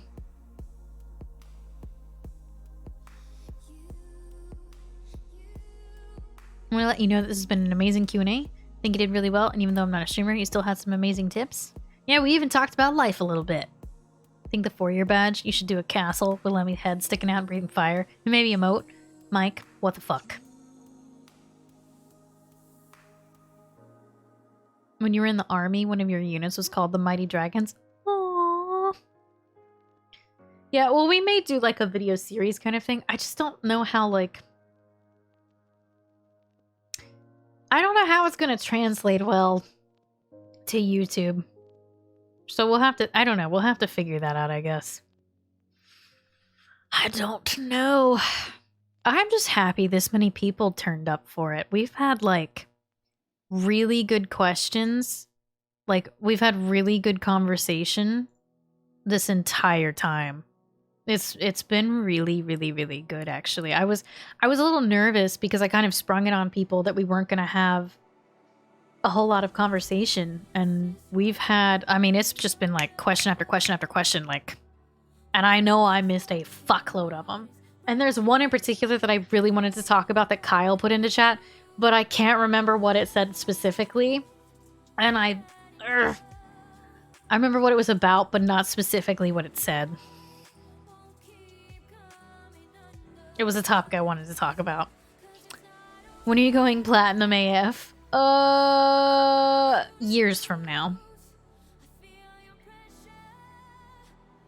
Tawny the Amazing. Hello. Go through their message history? I could do that. That might help. Anything can translate well to YouTube. Worst case scenario is you just upload a portion of the VOD. Yeah, I feel like what we'll probably have to do is we'll probably have to break the YouTube video up into like streaming Q&A or streaming tips Q&A part 1, and then maybe have like a part 2 or a part 3 maybe. I don't really know how to work. But I do want that stuff on YouTube because so many people ask all the fucking time. Also, yeah, if I went platinum, I would go like white. It would barely look blonde, it would be white. And my hair would be fried. Oh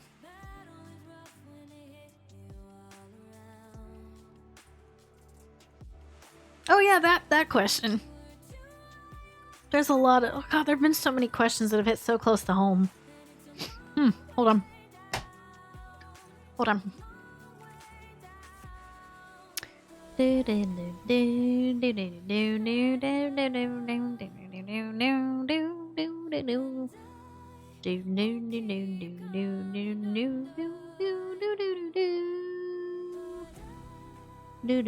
Sorry.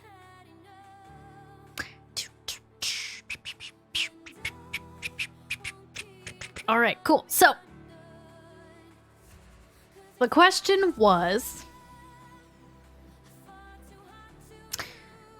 what if they're taking your content, like mimicking everything you do from personality traits to channel scheduling and rewards, but are super supportive? What are your opinions there?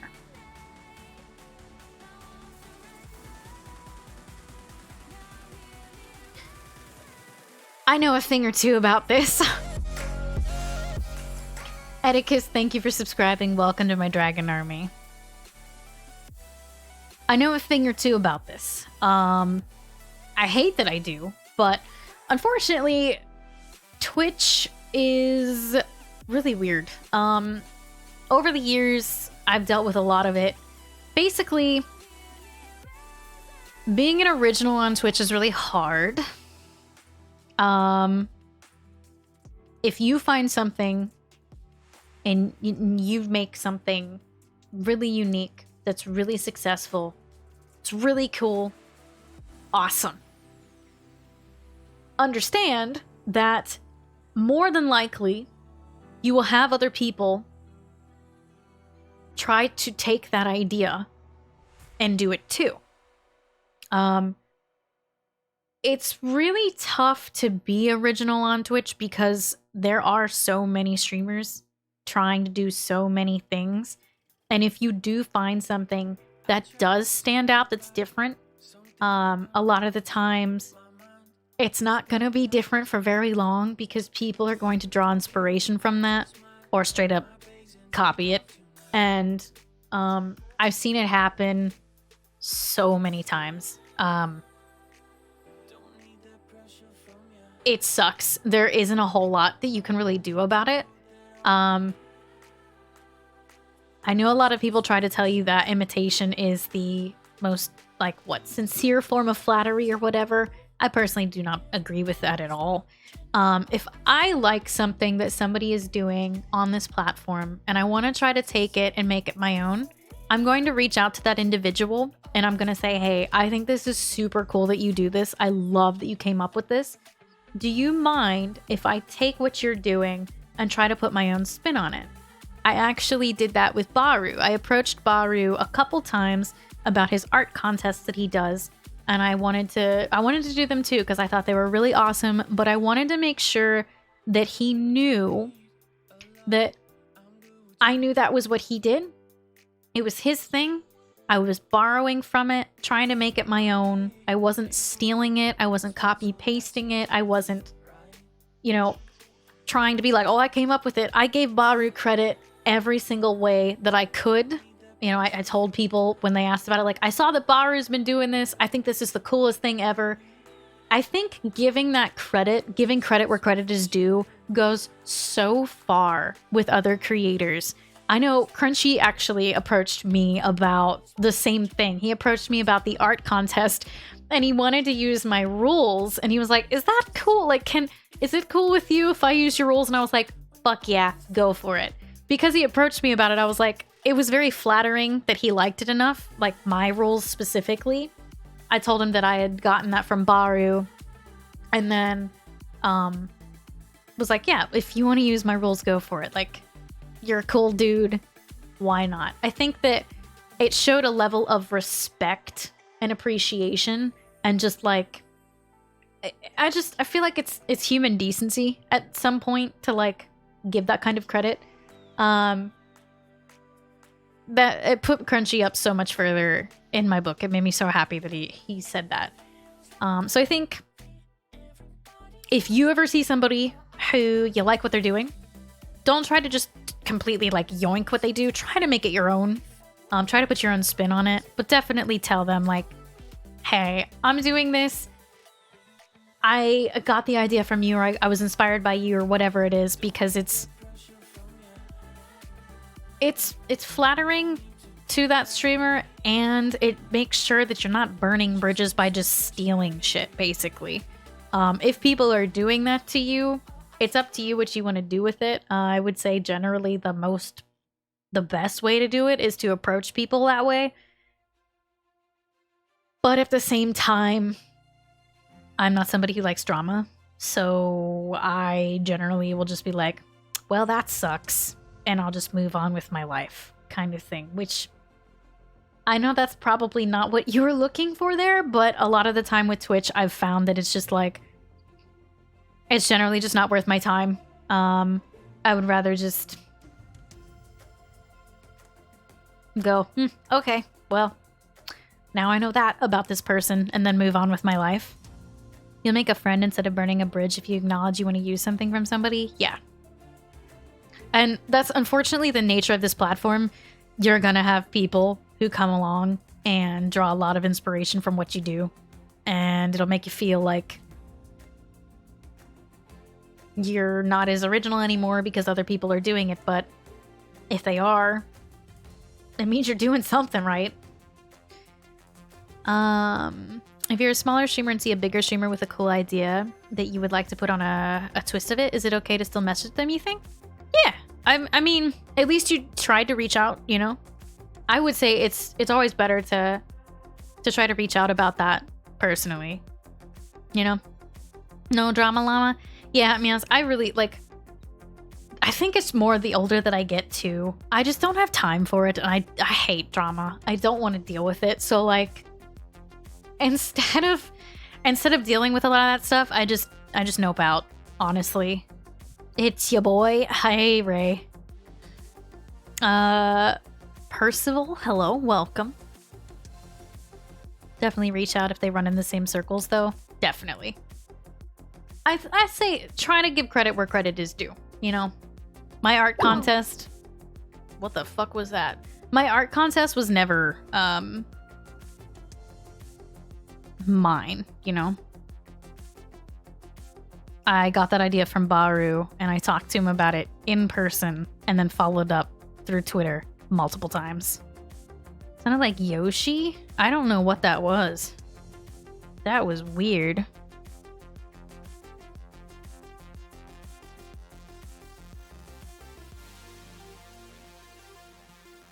Where did that come from?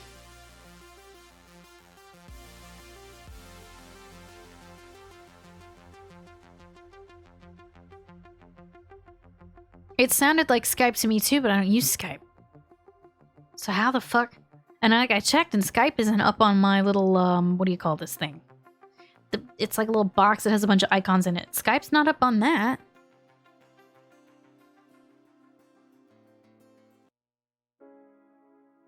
You legit try to avoid drama. If someone said something about you, you kind of just shrug and go meh. Yeah, if somebody says something about me, I'm just like, okay, all right, I'm done with that person. Moving on. I don't know. I've been burned so many times on Twitch by so many people that I thought were cool that ended up being like just shitty people that at this point I'm like, all right, I'm gonna go do my own thing now. Having a good person to talk to process that stuff is good too. Yeah, it definitely helps if you've got close friends that you can talk to about that stuff. Your background apps? Yeah, I guess. I don't see Skype there though. Maybe, I don't know.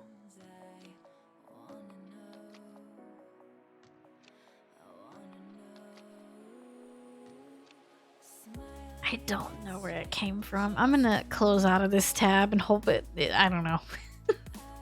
That freaked me out.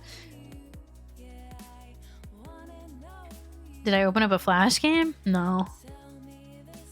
Thank you for answering questions. You get so nervous. No, don't be nervous about asking those questions. I love talking about this kind of stuff and being able to help people out as much as I can. This has been a really cool stream. We've talked about so many different types of topics. With how much drama exists, I'm surprised that Twitch streamer drama isn't more common. There is honestly a lot of it. Streamer Twitter goes off about it all the time. Inspiration stems from so many people I look up to and respect. 100% always ask for permission and give credit where it's due. Yeah. I always use the Baru example because I feel like that's probably the biggest thing that I've drawn inspiration from, because it was very similar to what he did, and he was super cool about it. He gave no fucks. He wouldn't have cared either way if I had reached out or not. But I just kind of felt like I needed to bring that up just in case, kind of thing. You know, I would much rather have that conversation than like burn that bridge, you know? You find it easy to ignore people. The problem are the people that you have to communicate with and can't ignore what you hate. Yeah, then you just gotta be the bigger person, suck it up, deal with it. My 5-year-old wants me to tell you again that he really likes your red hair. This one is it for the night. I will not help them harass you anymore. No, it's really cute. It's not a big deal at all. The fact that you reached out at all was nice, friendly, and professional, though. Yeah, I try to be very professional about streaming. It's a tough industry. It's a very tough industry. I try to attempt to be as professional as I can be. I've had my moments, but professionalism goes a really long way. You have a question in relation to your stream aspirations, but it's not something you would like to post publicly. Is it something I could DM you about? Sure. Yeah, you could DM me about it. I can't guarantee I'll be able to answer super soon, but I will try to get to it. Would I recommend purchasing for a first-time streamer? Try to stream off of what you have already. The only thing I would say is maybe invest in a decent quality microphone. The first thing I would ever invest in is a microphone, because the audio for your stream is more important than anything else. But even that, you can get away with headset microphones for a long time. I would definitely not start investing until you know that you want to stick with streaming. I always love the whole makeup on stream and talk before anything, but I'm nervous to not be all done up. Oh, I was terrified to do makeup on stream. I did not always do makeup on stream. I was so fucking scared because I hate my skin. It's very red. There were some days where it didn't go very well. People were very mean. I ended up crying. Like, it takes a bit of confidence in yourself to be able to do that in front of other people. And I had to kind of work up to it. I got really scared. Now I kind of do it like it's nothing, but in the past it was really, really tough for me. Also, as I get older, I just care less about stupid shit. Trolls get to me less. I don't know. Do you use DMCA free music? Yes, as you should. Everything that you hear on my stream, I have a license for that I pay for. I have Monster Cat Gold is a license that I have. And then I have Epidemic Sound I have a license for, which I use some of my sound effects in some of my alerts for. Definitely don't just wing it with your music if you can, because they can ban you off the platform for that if you get DMCA'd. Remember those days? You've gained so much confidence since then, and it's amazing. I was talking to Morph about that, actually. I'm a very different person than what I used to be. I had to go through quite a few things to get here.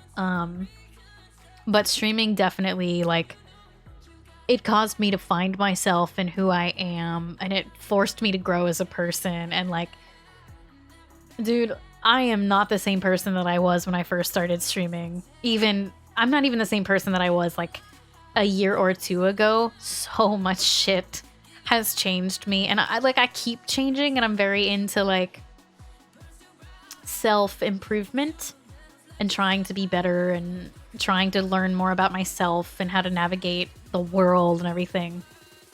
But yeah, I have changed a lot, but, like, for the better. I've found myself and my confidence in myself. I used to be this, like, shy little mousy thing that I didn't even use my own voice on stream. I used, like, a much higher pitched, nervous, uncomfortable voice. So I'm very happy that I got through that. Used to be a lot meaner. No, I got way more mean. You can see the change. It's good. Thanks. So, yeah, I don't know.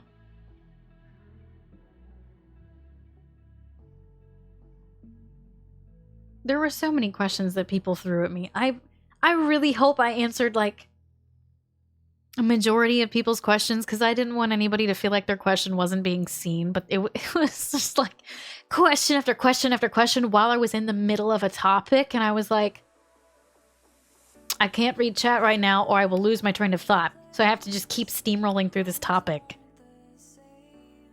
So, I don't know. Is there anything that we haven't covered that you really want to tell?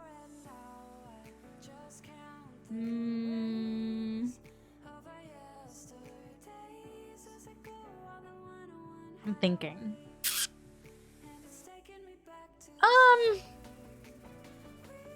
I think a lot of streamers forget that everything they ever post on social media can and will be used against them by companies that may potentially want to work with them. So literally every single thing that you do on your stream or on social media, companies will look into when they're trying to decide if they want you to, you know, stream their game early or they want to sponsor you or whatever. They will look and they will comb through your social media. It's just like any other job ever. They do their research, and dude, if your Twitter is nothing but, like, shitting on companies or people or products, or it's just, like, really dramatic, nobody's gonna want to work with you. It's very important to remember that. That's why I've tried very hard to remain professional throughout the years as best I can, because I want to be able to work with companies. That's one of my favorite parts of streaming, is being able to to help like launch a game and play it early, or help out with something on a game. I love that so much. So I always try to keep that in mind. That's why I have a rule to not subtweet. And the one time I broke that rule, I had my ass handed to me. There's just, I try to bring a certain amount of professionalism to streaming. Because it is my job. And I I need to be able to keep doing this for a long time. What's a subtweet? A subtweet is where, like, you say something really specific about somebody. Like, you talk shit about somebody, but you don't use their name. But you say it in such a specific way that it's like, you might as well have just tagged them in the fucking tweet and called them out. It's basically a very immature way to handle anything, but it is rampant through Twitter. It is ridiculous. Think staying true to yourself and being cautious would be tough sometimes, but you're real, and I'm sure if something really mattered to you, you'd fight for what you believe in. Oh, absolutely. I think there's professional ways to handle a lot of the stuff that gets handled. Subtweeting is vague booking. I've never heard of that. Vague booking? Yeah, it's a very passive aggressive thing. A lot of people do. Keiku, thank you for the year. Welcome. The Facebook version of subtweeting.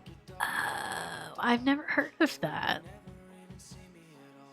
What is the best thing that's happened to you since you started streaming? Something you're proud of?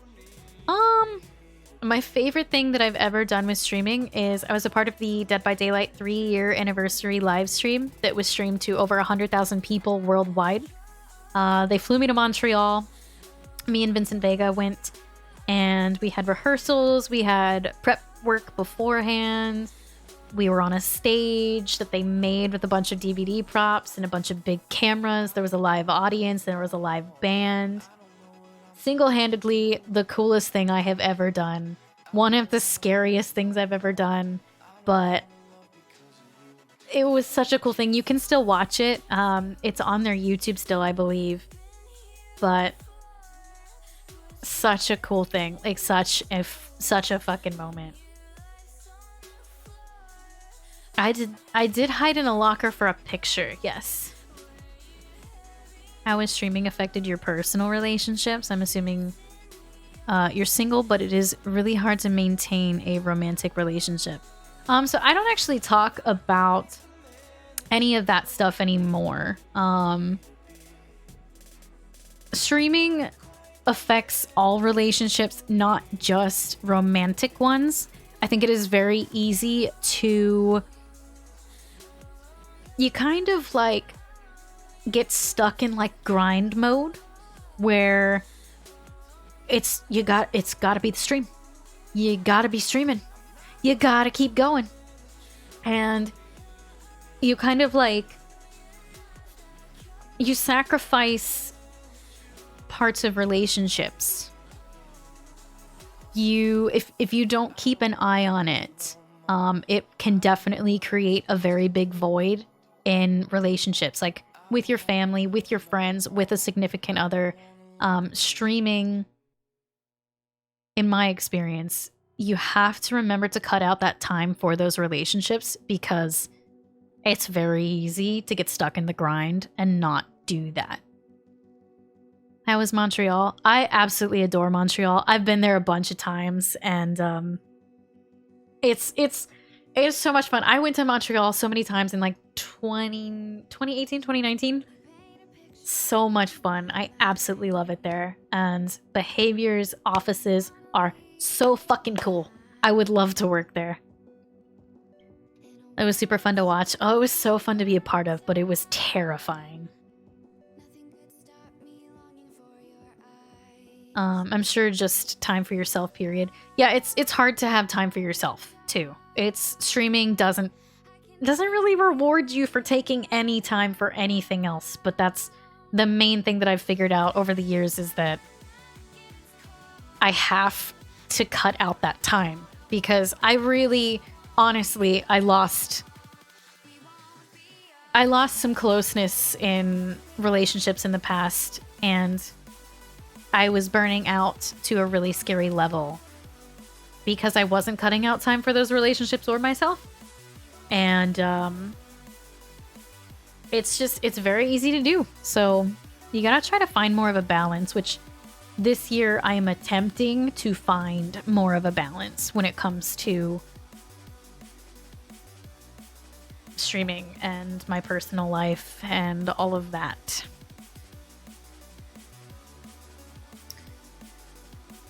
I'm glad that you are self-aware. Balance is so important. Well, I took like a week or a week and a half off of stream when we went into 2021, like the end of 2020, beginning of 2021. I took like a week and a half off, and I have never in my life sat there and been like, dude, what the fuck? Just like, what happened? I feel like my whole life I've just been zooming through it. I've like speed run most of my life. And so when I finally sat there and I like actually took some time to think about stuff, I was like, why am I so stuck on this grind? It's like I'm living life, but I'm not actually taking it in. It was like I was so stuck in the grind and like having to work hard that I never stopped to appreciate what I had. So 2021, something that I wanted to do was kind of find more of a balance and be able to appreciate more of that, which is kind of tricky considering most of my life has felt like a marathon. But dude, you get so caught up in the grind if you don't keep an eye on it. So I don't know if that helps people or not, but I have tried to talk about a lot of stuff today to hopefully help some people out with some of the shit that I've figured out through trial and error over the years. Do you ever get overwhelmed by how fast the chat can be? Yeah. Because I'll feel bad that I'm missing it. But it's always good when chat is moving super fast, because it means that everybody's like really into what's going on at that moment. But there are definitely times where it's like I'll get kind of bummed because I miss so much shit in chat if it's like really jiving.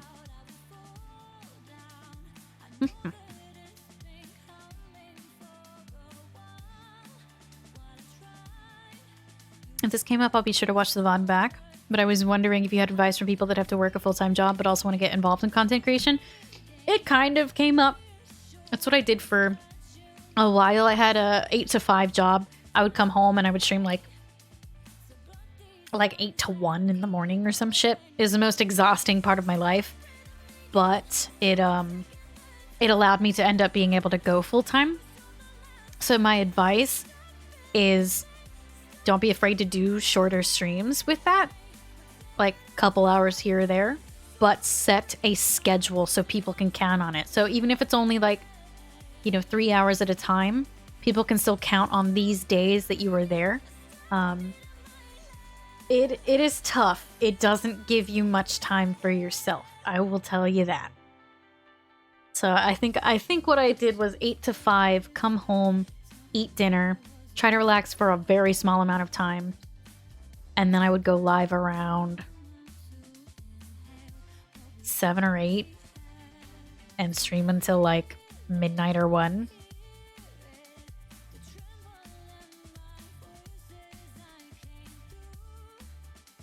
But I don't really know. I will say I had a job that let me network during the day because I didn't do a whole lot at that job. So it was tricky. Yikes, you never slept? Not really, no. That was when I could actually handle not sleeping. Now, if I don't get 8 hours, I am fucked. I don't know I don't know what it is. But if I don't get a full 8 hours of sleep, I am completely destroyed and down like the next day. Apparently that means I'm old. I don't know. Looking at the time, I have got to get at least an hour in of DBD because I told people we were going to play DBD today. We're at the 5-hour mark of stream and we haven't touched a game yet. So that's amazing. But I feel like we should probably play like an hour of DBD at least here. So, yeah. This has been amazing. I told people we were going to play DBD today. I feel bad if I don't play DBD. Like, literally, it's in the tweet, like, DBD after. So, I feel like we have to.